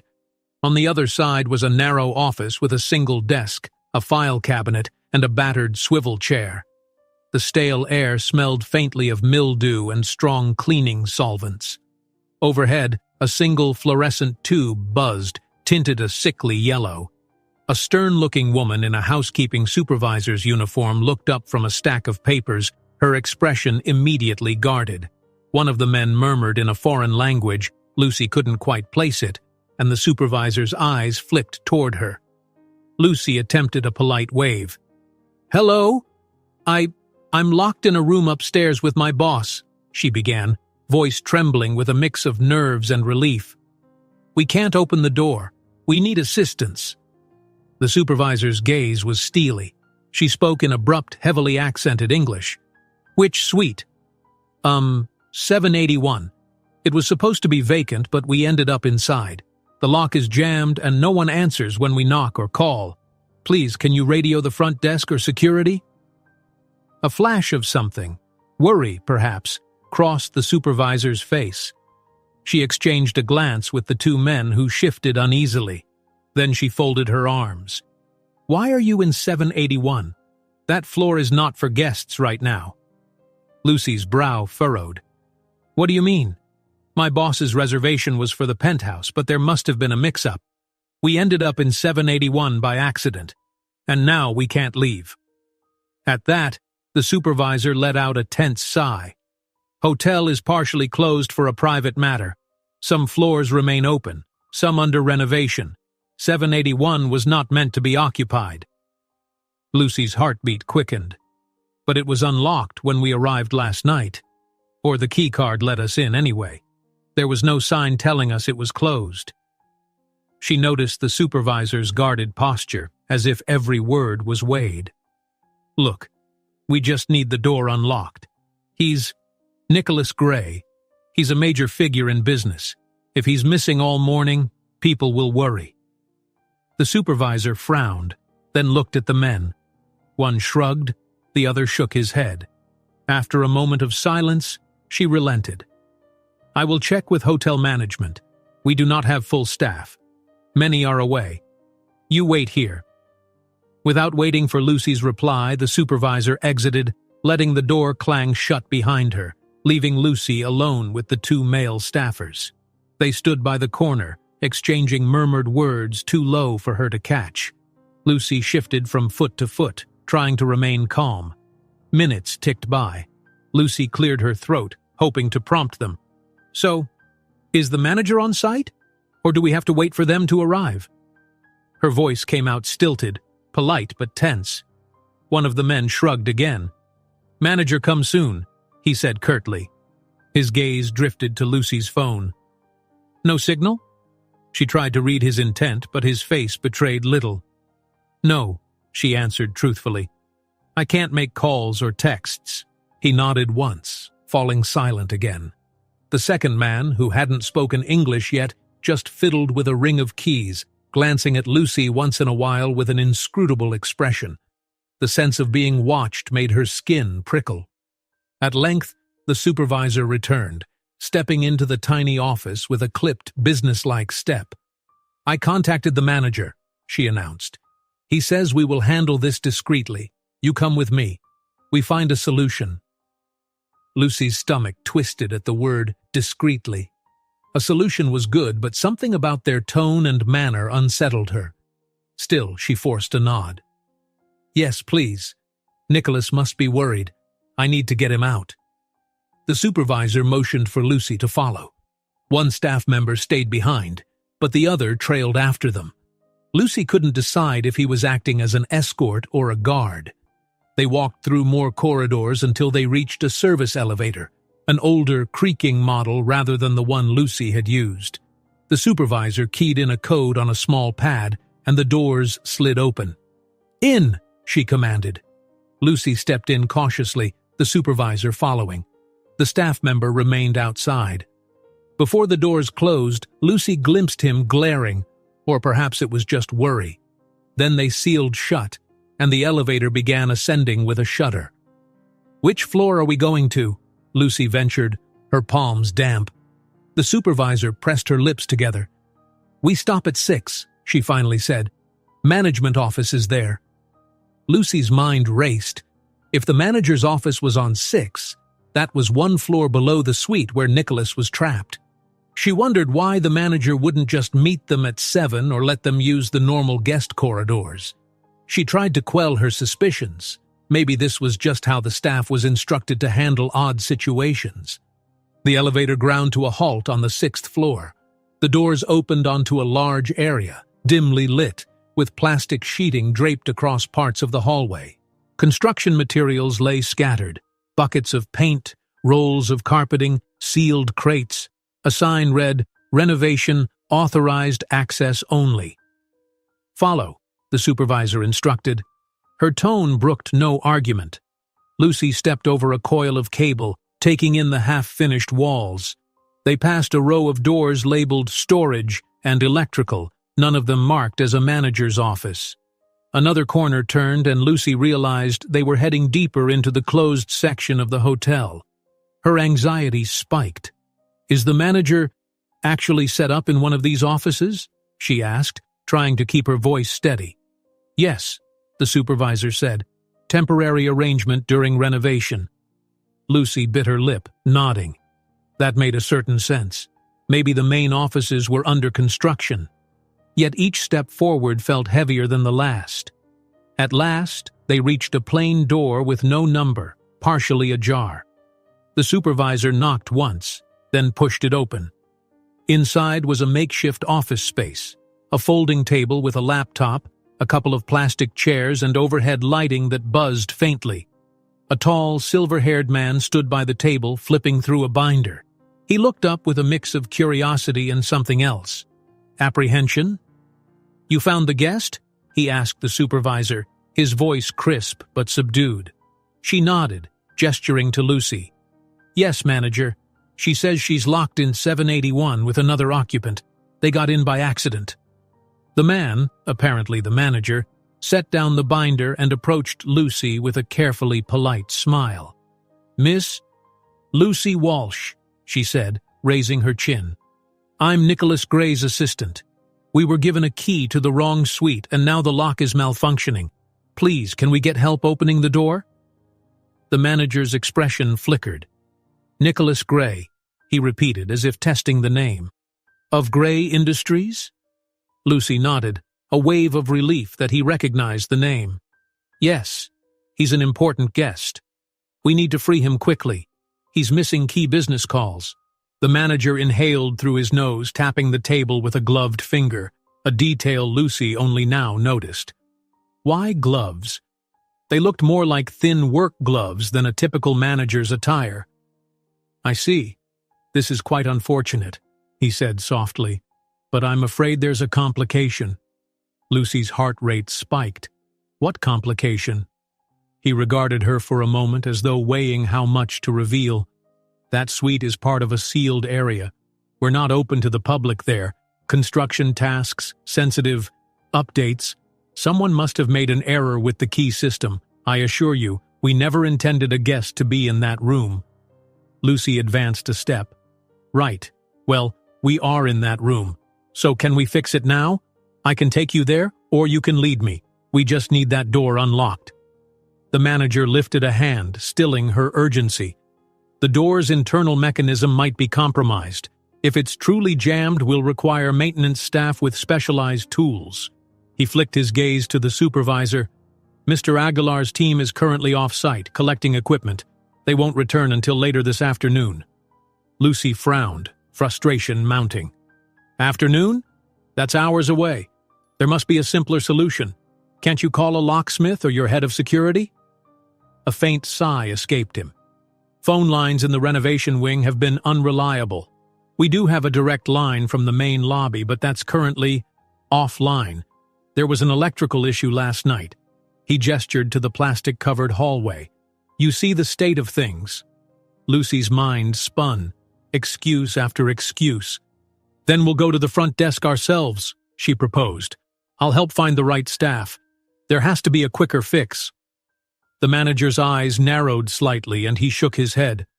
Miss Walsh, I'm afraid I can't allow guests to wander the closed floors. Liability concerns. Please, return to the service area.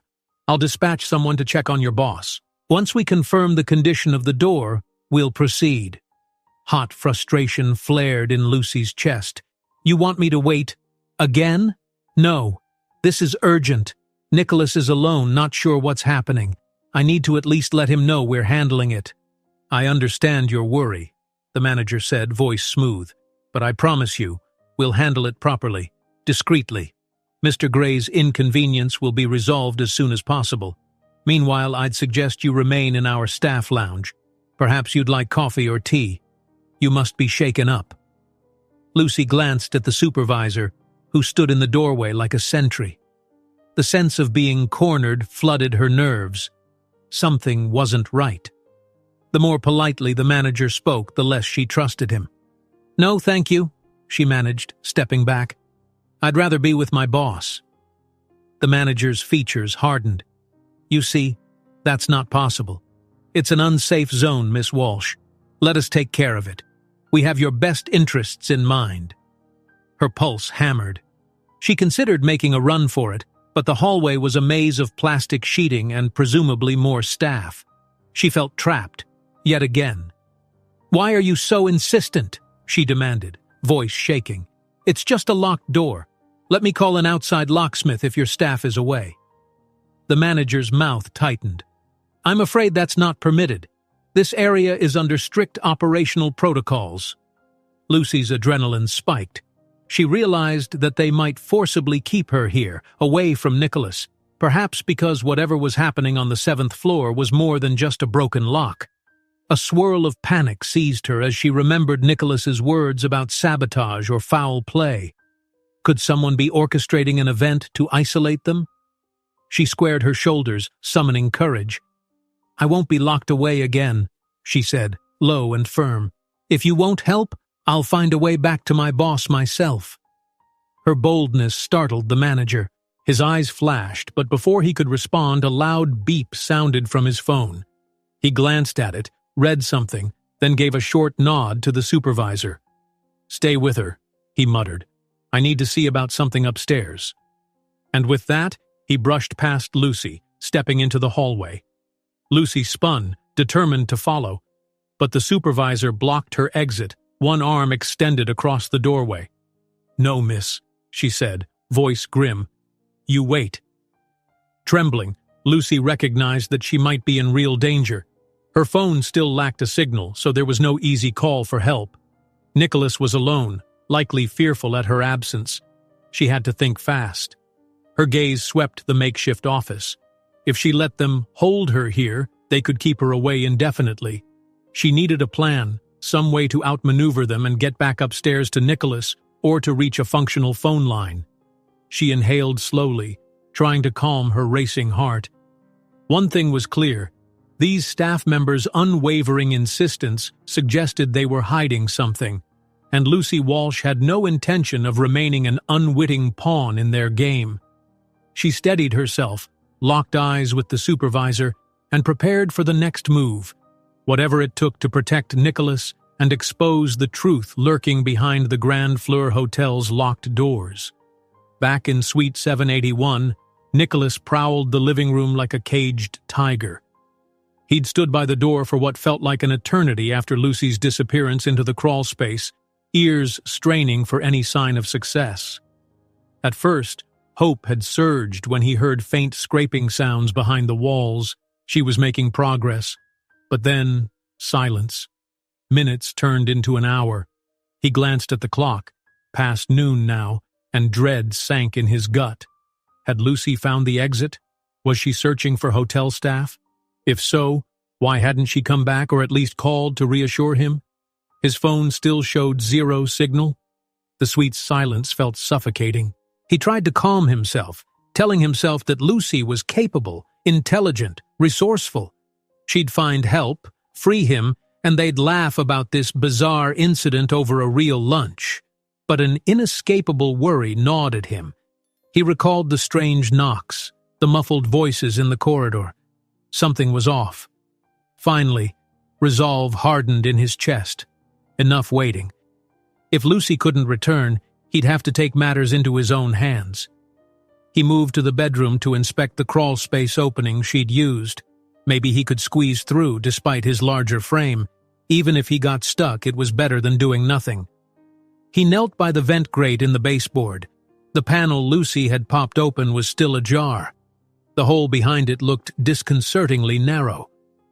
"Here goes," he muttered to himself, unbuttoning his dress shirt further for easier movement. A swirl of dust greeted him as he peered inside. Taking a deep breath, he eased his head and shoulders into the crawl space. Almost immediately he felt resistance.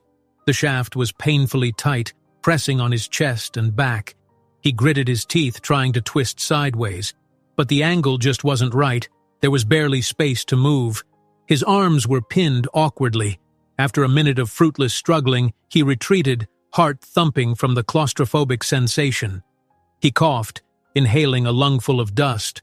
No chance.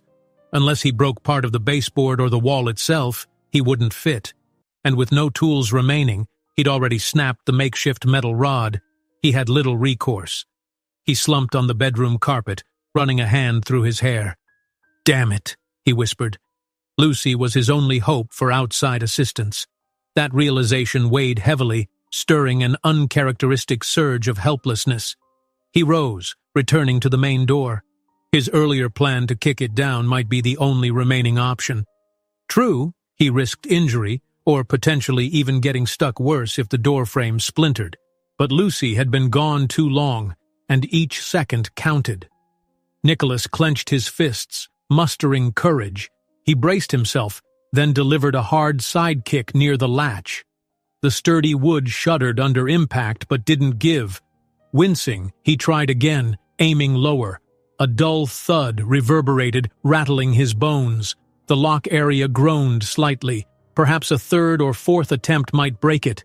In the corridor he heard sudden movement, quick footsteps approaching.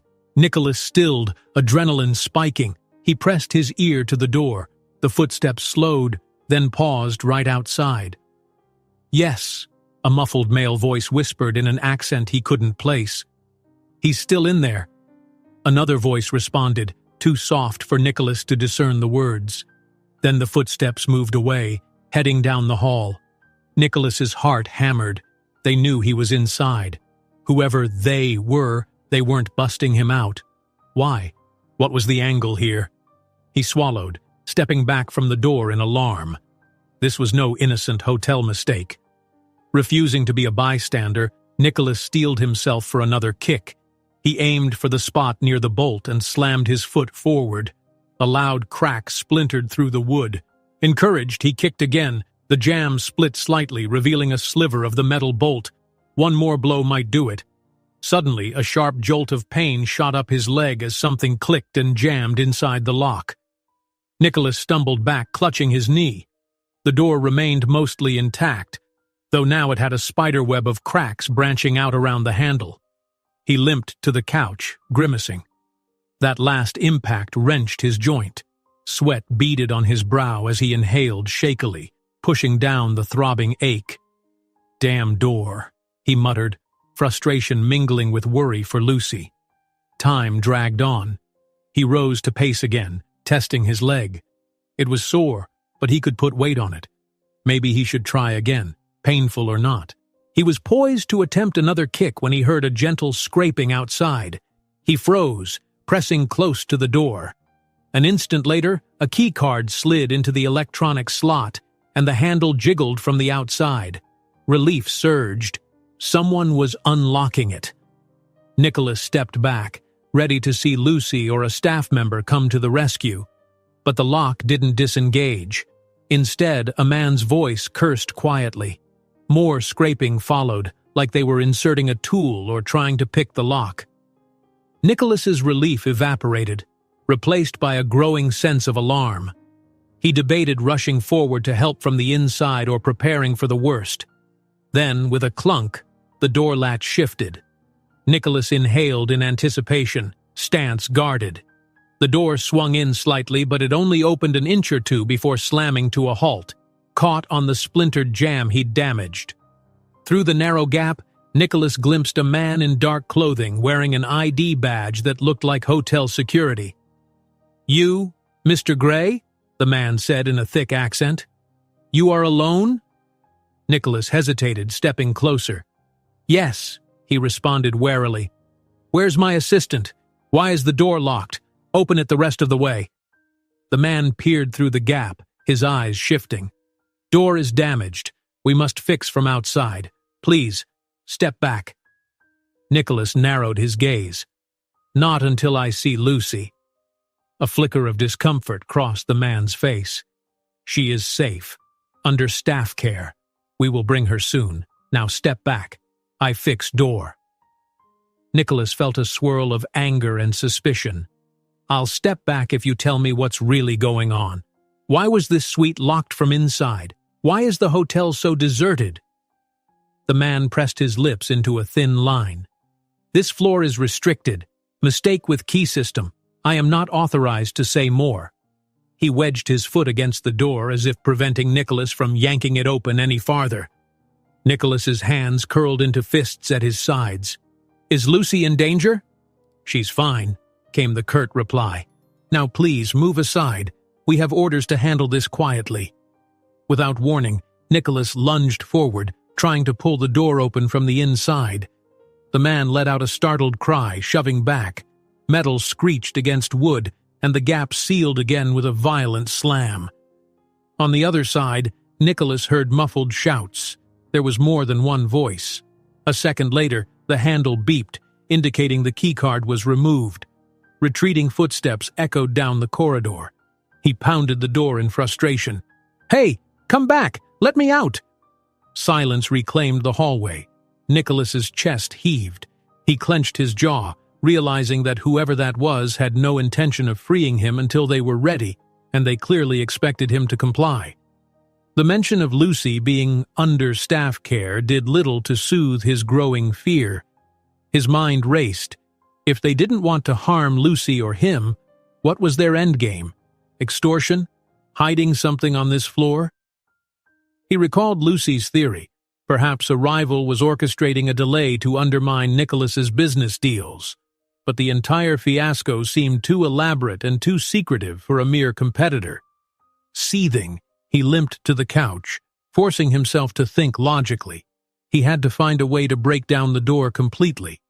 If he could pry apart the splintered wood near the latch, maybe he could dislodge the bolt from the frame. Eyeing the coffee table, he wondered if the sturdy legs could serve as a makeshift lever. Wincing at the pain in his knee, He eased the table aside, flipping it upside down. Each of its 4 wooden legs was screwed in. If he unscrewed one, he'd have a decent blunt instrument. With urgent motions, he found where the legs attached.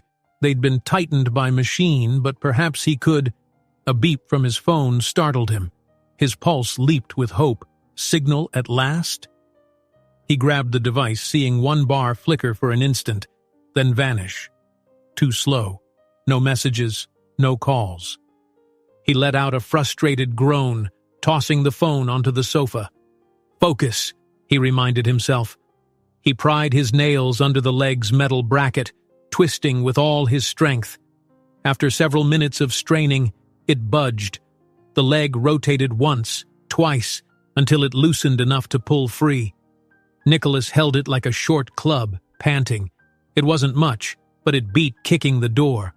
He moved to the door, placing the wooden leg's edge against the split in the jamb. If he could hammer or wedge it enough to break the bolt, he might succeed. His knee protested as he positioned himself, but adrenaline pushed him forward.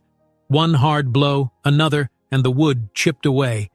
A gap the size of a finger emerged, showing the bolt's tip. Carefully, Nicholas wedged the table leg in deeper, prying back. The bolt resisted.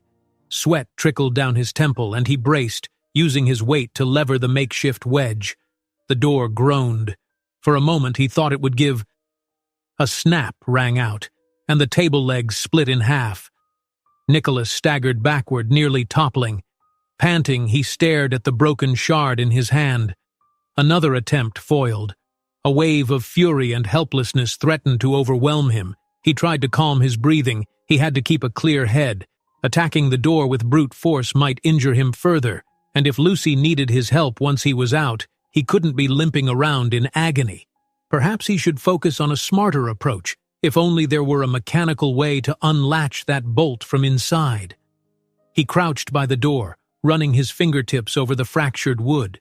The bolt wasn't standard. It seemed to have an additional security measure, maybe a hotel-grade or internal security lock. It dawned on him that, ironically, Suite 781 might have been rigged to lock from inside as part of some hush-hush arrangement. All the more reason to suspect the people controlling it. Damn, he muttered again, gripping his hair.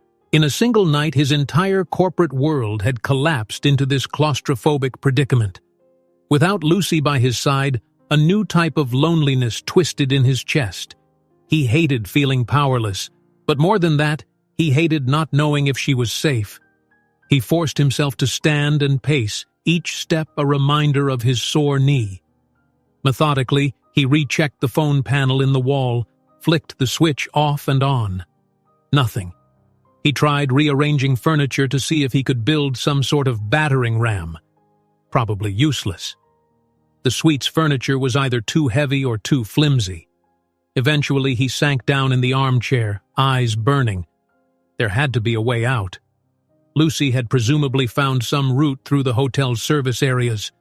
The staff's reaction suggested they didn't want him discovering whatever was happening beyond this door. He lifted his gaze to the suite's ceiling. Could he remove a ceiling panel and climb up? The building likely had a complex system of ducts. But scanning the ceiling, he found only recessed lighting fixtures and no visible panels. Attempting that might be more precarious than the crawl space route. Minutes blurred. Nicholas's eyelids drooped from the physical and emotional toll.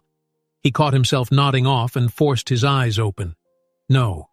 He had to stay alert, in case Lucy returned or the staff tried to barge in. He thought of Lucy's calm face, her unwavering dedication. Guilt gnawed at him. He'd put too much on her shoulders for far too long, never bothering to see how she truly felt. And now she was risking herself, trying to save him. A faint sound near the door jolted him upright. Not footsteps this time, but a subtle scraping. He rose, heart pounding, creeping closer. Another faint scratch, then silence. He placed his ear to the wood, hearing only his own ragged breath. No matter what, he'd be ready. Gripping the broken table leg shard like a crude weapon, Nicholas steeled himself for whatever came next, whether it was friend or foe. Lucy's mind whirled as the supervisor blocked the only exit from the makeshift office. An unspoken standoff hung in the air, Lucy's determination to reach Nicholas clashing with the supervisor's firm instructions to keep her here. The single overhead light buzzed, heightening the tense atmosphere. She forced a tight smile. "I'd really prefer to go to the lobby myself," she repeated, trying a polite yet firm tone. "Nicholas Gray must be worried. He's possibly injured too." The supervisor's expression didn't soften. "The manager will handle it. We have a protocol." A spark of anger flared. "Well, your protocol locked us in a malfunctioning suite. That's not exactly five-star hospitality." She took a step forward, but the supervisor shifted to maintain the barrier. Lucy glanced around the small office, assessing her options. The desk was too heavy to move quickly. A single drawer protruded slightly. Maybe there was something inside she could use. A phone, perhaps? Trying not to be too obvious, Lucy edged toward the desk. "May I at least call my family? They're expecting me." She reached as if to open the drawer. The supervisor's hand shot out to stop her. "No, that's private property." Her voice turned cold. "Please, sit down." Lucy's heart hammered. She knew she had to keep calm, but time was slipping away. Nicholas was still trapped, and if these people intended to separate them, there was no telling what else they might do. "All right," Lucy said, stepping back. She perched on the very edge of the plastic chair. Her mind raced. If the supervisor was determined to keep her here, Lucy needed a distraction, some way to slip out. She took a measured breath, as if resigning herself, and let her voice tremble deliberately. "I'm sorry. I'm just frightened," she said, dropping her gaze. "Nicholas, he's not just my boss. He's my friend." She swallowed, letting a few genuine tears gloss her eyes. "I'm worried something terrible could happen if we don't get him out soon." The supervisor's stern posture slackened a fraction. She shifted on her feet, uncertain. "He is safe," she repeated, less forceful this time. "We do not hurt guests." "But you are hurting him by leaving him trapped, and you're hurting me by keeping me from him." Lucy tapped into genuine emotion, letting her voice crack. "Please, I can't stay here, not knowing if he's in pain or if he can't breathe properly." The supervisor glanced away, discomfort clear on her face. Lucy seized on that opening. "If I promise not to leave the manager's side, can you at least let me come along? I'll stay out of the construction zones. But please, let me see if he's okay." For several long seconds, the supervisor seemed to debate internally. At last, she rubbed her temple and sighed. "Wait here." She gestured firmly for Lucy to remain seated, then slipped out of the room, letting the door click shut behind her. Lucy counted to 3 under her breath before springing up. She darted to the door, testing the handle, locked from the outside. No surprise there.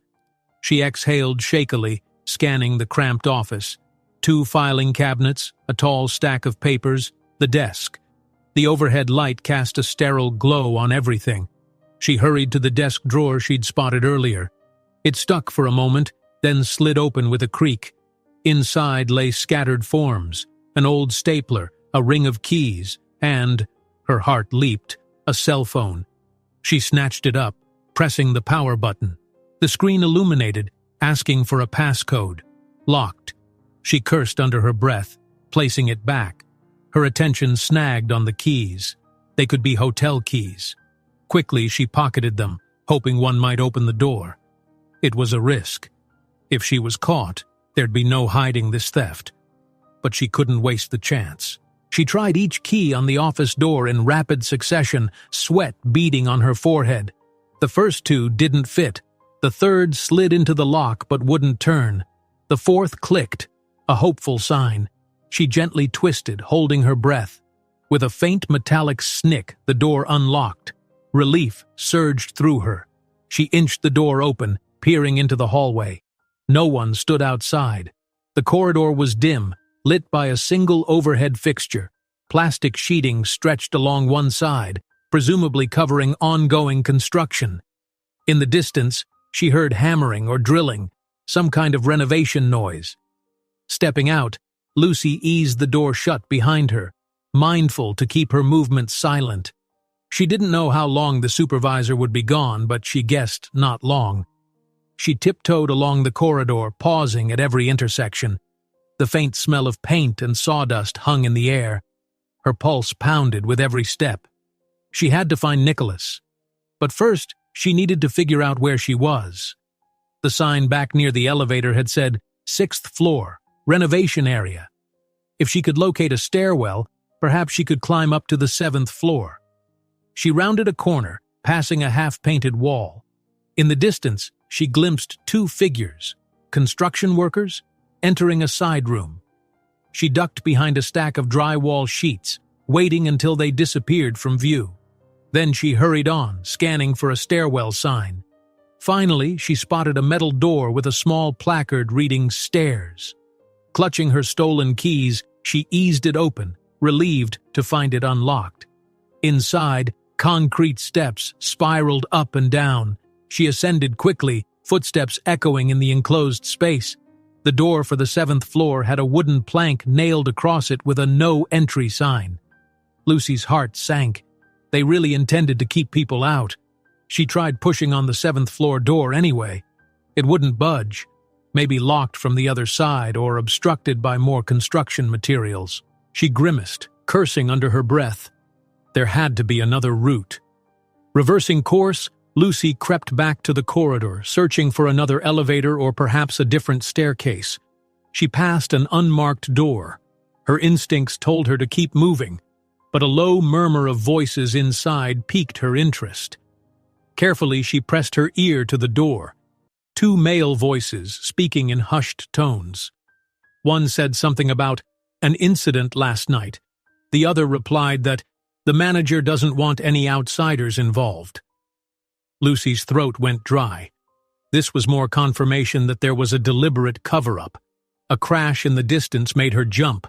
Someone dropping tools? She seized the moment to open the door a crack and peer inside. It was a small break room with a table, chairs, and a locker against the wall. 2 men in casual uniforms stood there, one rummaging through a box of supplies, the other sipping coffee. They hadn't noticed her yet. Lucy withdrew, shutting the door before they could see her. Her heart thudded. A part of her wanted to burst in and demand answers, but that would surely fail. She needed stealth to avoid being trapped again. She continued down the corridor, turning left at a junction. The plastic sheeting ended, revealing a more finished area. Dim emergency lights glowed overhead.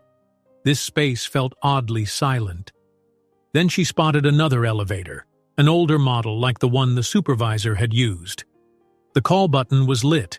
She approached, hand trembling. Pressing up, she held her breath.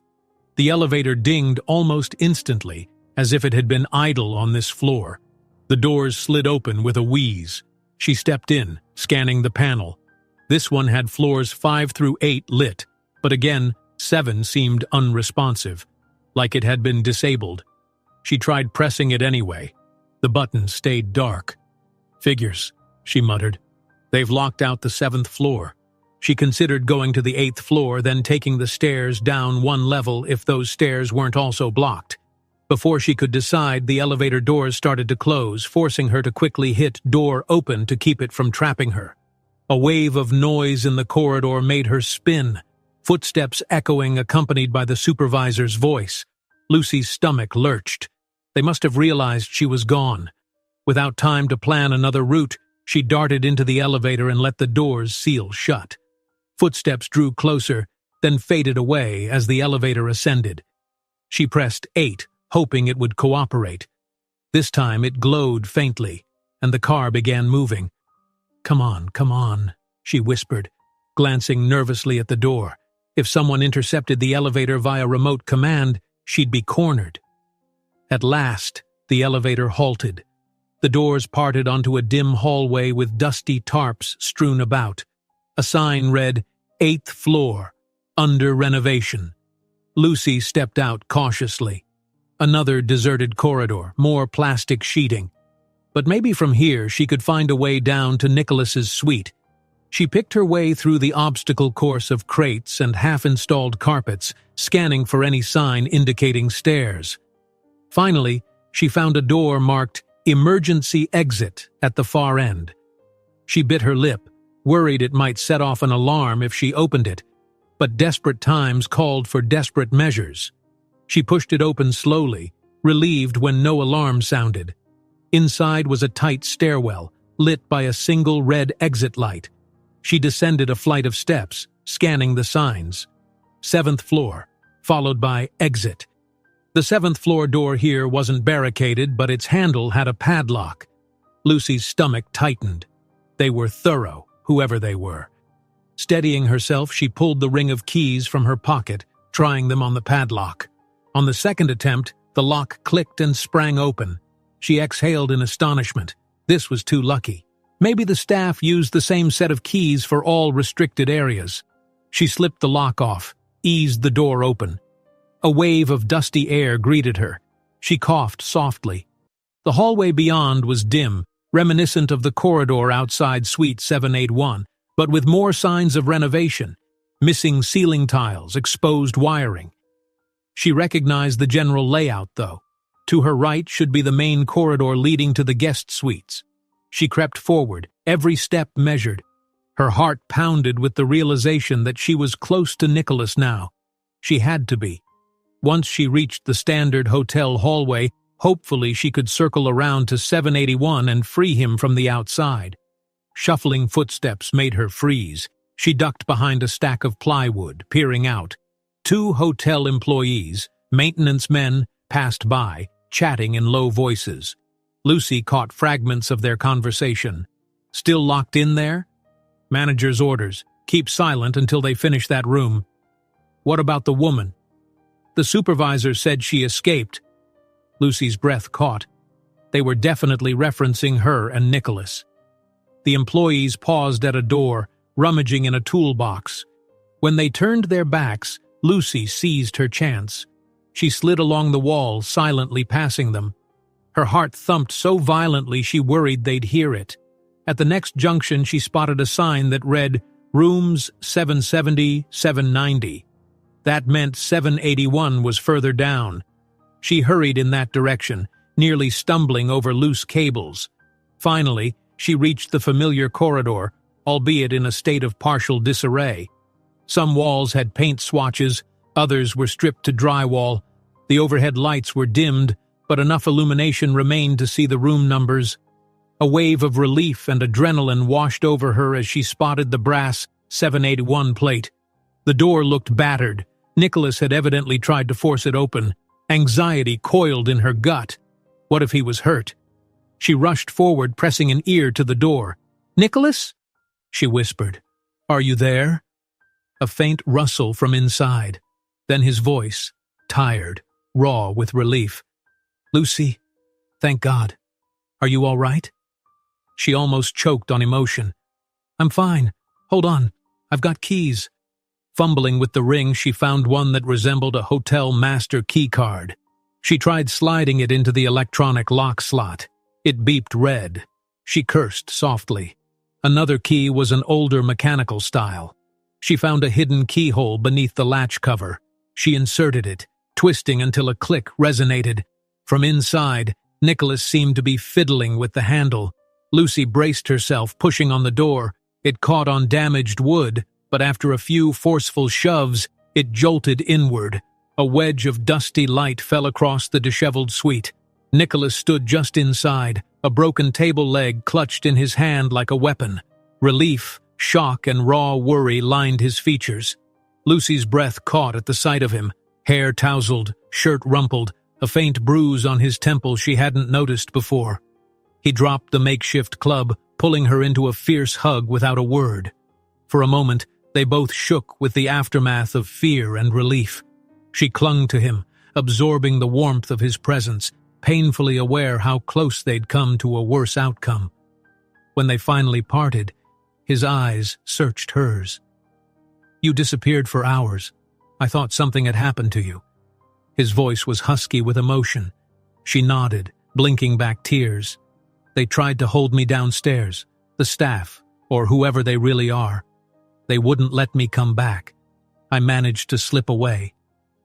Nicholas's jaw tightened. They know who I am, and they're deliberately keeping us trapped. Why? Lucy shook her head, swallowing hard. I overheard bits of conversations. Something about the 7th floor being sealed off, a hidden plan. They mentioned not wanting outsiders to see that room. I'm guessing they didn't expect you, a high-profile guest, to stumble into it. She motioned to the battered door. We have to get out of this hotel entirely. Now. Nicholas exhaled sharply, glancing around. Agreed, but they're patrolling the corridors. We need a clear path. She held up the keys, a spark of determination in her eyes. We have some advantages. The staff isn't unified. Some might not realize the manager's scheme. If we can make it to the main lobby or even the street, we can call the authorities. He clasped her hand. Let's do it. Lead the way, Ms. Walsh. The formal address made her lips twitch in a shaky smile. This was no time for business titles, but it grounded them, reminded them of who they were, a CEO and his assistant, now partners in an escape from a strange conspiracy. They stepped into the corridor, carefully shutting the door behind them. Lucy noticed Nicholas was limping slightly. Concern flared. Are you hurt? He waved it off. Banged my knee trying to break the door. I can manage. She squeezed his arm. Lean on me if you need to. A beat passed, a flicker of vulnerability in his gaze, then he nodded. Together they set off down the corridor, guided by Lucy's memories of winding through the renovation floors. Each step carried them deeper into an unknown threat, but neither hesitated. They had each other, and that had to be enough. Lucy gripped Nicholas's arm as they limped along the dim corridor, the hush broken only by distant murmurs and the distant clang of tools. Their hearts hammered in tandem, each step fraught with the possibility of detection. But now that they were together, an unspoken resolve pulled them forward. They would find an exit, even if it meant facing whomever ran this twisted operation. They reached a corner where plastic sheeting hung from floor to ceiling. Lucy pulled it aside, scanning the next stretch of hallway. Dim overhead lights flickered, exposing half-painted walls and an overturned cart of cleaning supplies. She recognized the route she had used to come upstairs. Hopefully, it would lead them back to that old elevator or a staircase. Nicholas winced as he put weight on his injured knee. Lucy wrapped an arm around his waist to steady him. Despite the tension, a quick, relieved smile flickered between them. She was the only thing keeping him on his feet. He was the only thing keeping her courage bolstered. "Which way?" Nicholas whispered. Lucy pointed to the left. "That hallway should connect to the service elevator, but the staff might be waiting. We'll have to be quiet." They pressed on, rounding a bend where two half-built wall partitions narrowed the passage. A single overhead lamp flickered ominously, bathing the hallway in a pale strobe of light. Outside, the city might be bustling with midday business, but here it felt like a deserted underworld. Lucy's mind replayed the overheard fragments of conversation, the staff's talk of an incident, the supervisor's refusal to let them roam freely, the manager's cryptic insistence on discretion. It all pointed to something bigger than a mere renovation. At the next corner, they nearly collided with a door that had been left ajar. Inside was a broad room lined with open crates and a few plastic bins labeled hazardous. Nicholas tensed, scanning the stenciled warnings. Maybe paint chemicals or cleaning solvents, yet everything about it felt sinister. Lucy's stomach tightened. They tiptoed past that ominous stash, heading for a sign that read, "Service Lift." Lucy's pulse jumped when she heard the faint hum of an approaching elevator. She pulled Nicholas into the shadow of a stacked crate, pressing him against the wall. They peered out just in time to see the old service elevator doors slide open. Two men in dusty uniforms stepped out, speaking in low tones. One carried a radio at his hip. They proceeded down the corridor in the opposite direction, footsteps echoing on the tile. Lucy held her breath until they vanished around a corner, the corridor quiet once more. She touched Nicholas's arm, nodding urgently. Now! They hurried to the elevator. Lucy mashed the down button. The red indicator flickered, but the doors didn't open. She tried again. Nothing. Nicholas's jaw clenched. They might have locked it, or shut the power off. Lucy swallowed hard. Then we try the stairs. If we can get to a public floor, we'll find an exit or at least a working phone. She guided him further down, where a battered sign pointed to an emergency staircase. The door was heavier than typical, possibly reinforced. She fumbled with her stolen ring of keys, scanning for anything that might fit. Nicholas kept watch behind them, wincing whenever he had to shift his stance. They could hear faint voices in the distance, staff, or something worse. Lucy's pulse hammered as she tried key after key. At last, one turned, releasing the latch. She exhaled in relief and gently nudged the door open. Inside lay a steep set of concrete steps lit by a dim emergency bulb. The air smelled faintly of damp cement. Lucy led Nicholas in, letting the door close behind them with a metallic thud. They descended carefully, each footstep echoing like a drum beat in the enclosed space. After one flight, they reached a landing marked 6. Lucy's memory churned. This was the same level where she'd been detained. "We can't risk going through the main corridor," she whispered. "They'll be looking for me. Let's see if we can keep going down to 5 or 4, some regular guest floor with actual people." Nicholas nodded, gritting his teeth through the ache in his knee. They pressed on, passing floors 5, then 4. Each door seemed locked from the inside. Lucy tried the ring of keys again at the 4th floor door, hoping to find a vantage with staff or guests. But the lock refused each attempt. By the time she reached the 3rd key, her hand shook with tension. Behind them, the stairwell door above suddenly creaked open. They froze, hearing footsteps and muffled voices.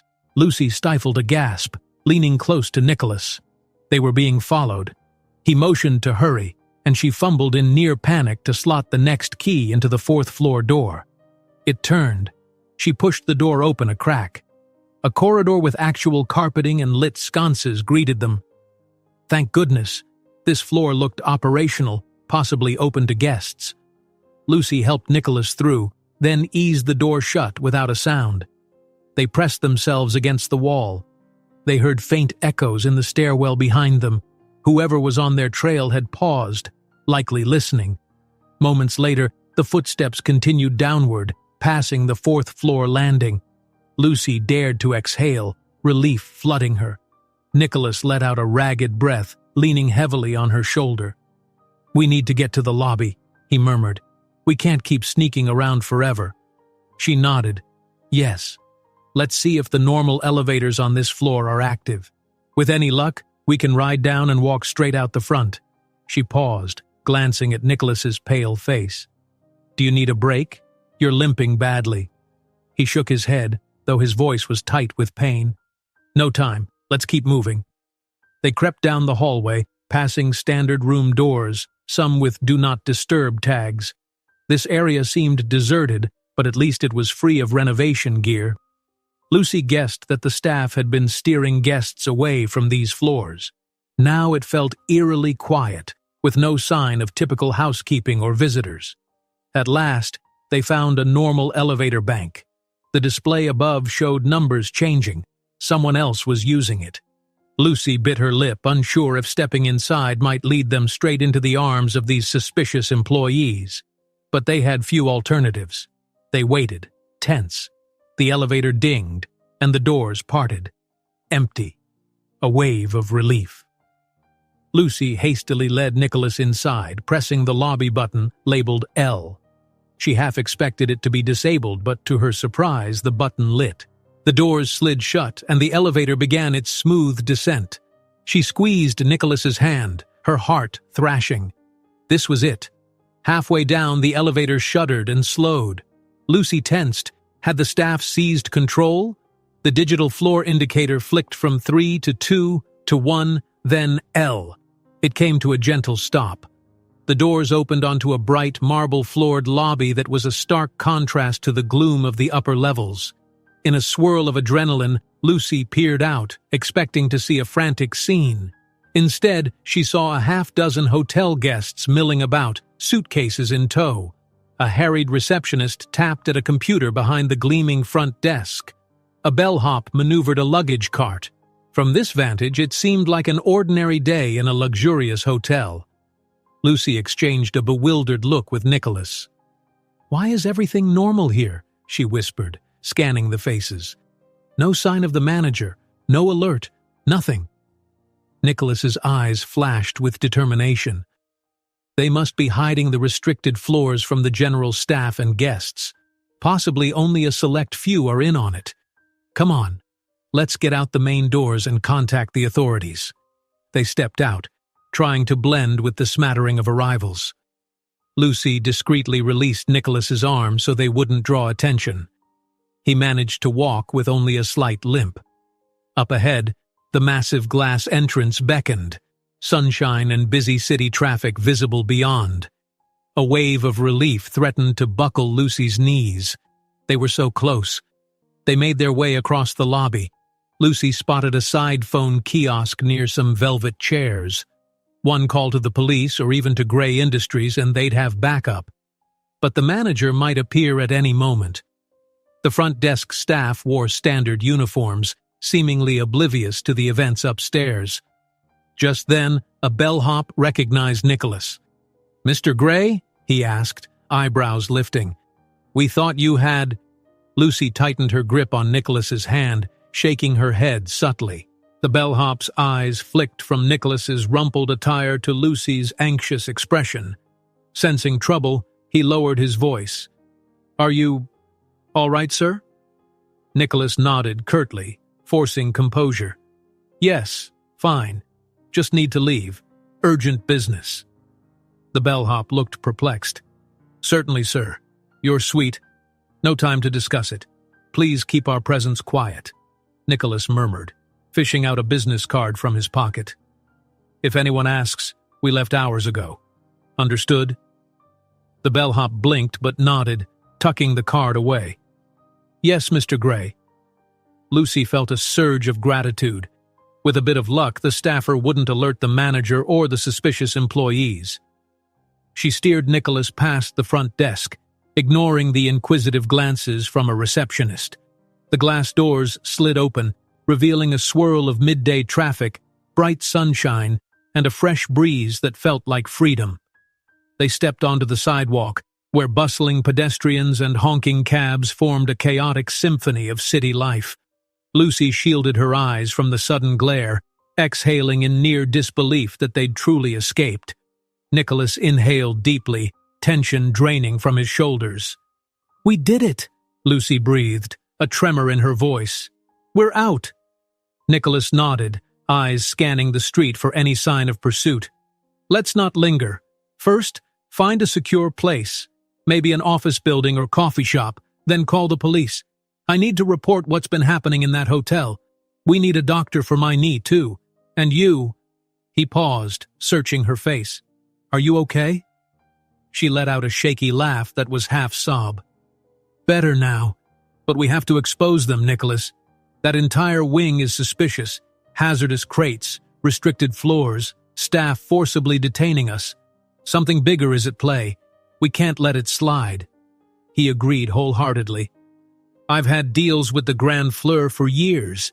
If the chain's management is involved in criminal activity, we'll bring it to light. But first, let's ensure our safety." He winced, leaning slightly on her. She curled an arm around his waist, leading him toward the curb.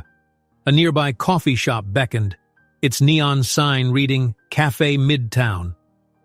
Lucy guided Nicholas inside, away from prying eyes. They sank into a small corner booth. At last, Lucy's phone picked up full bars of reception.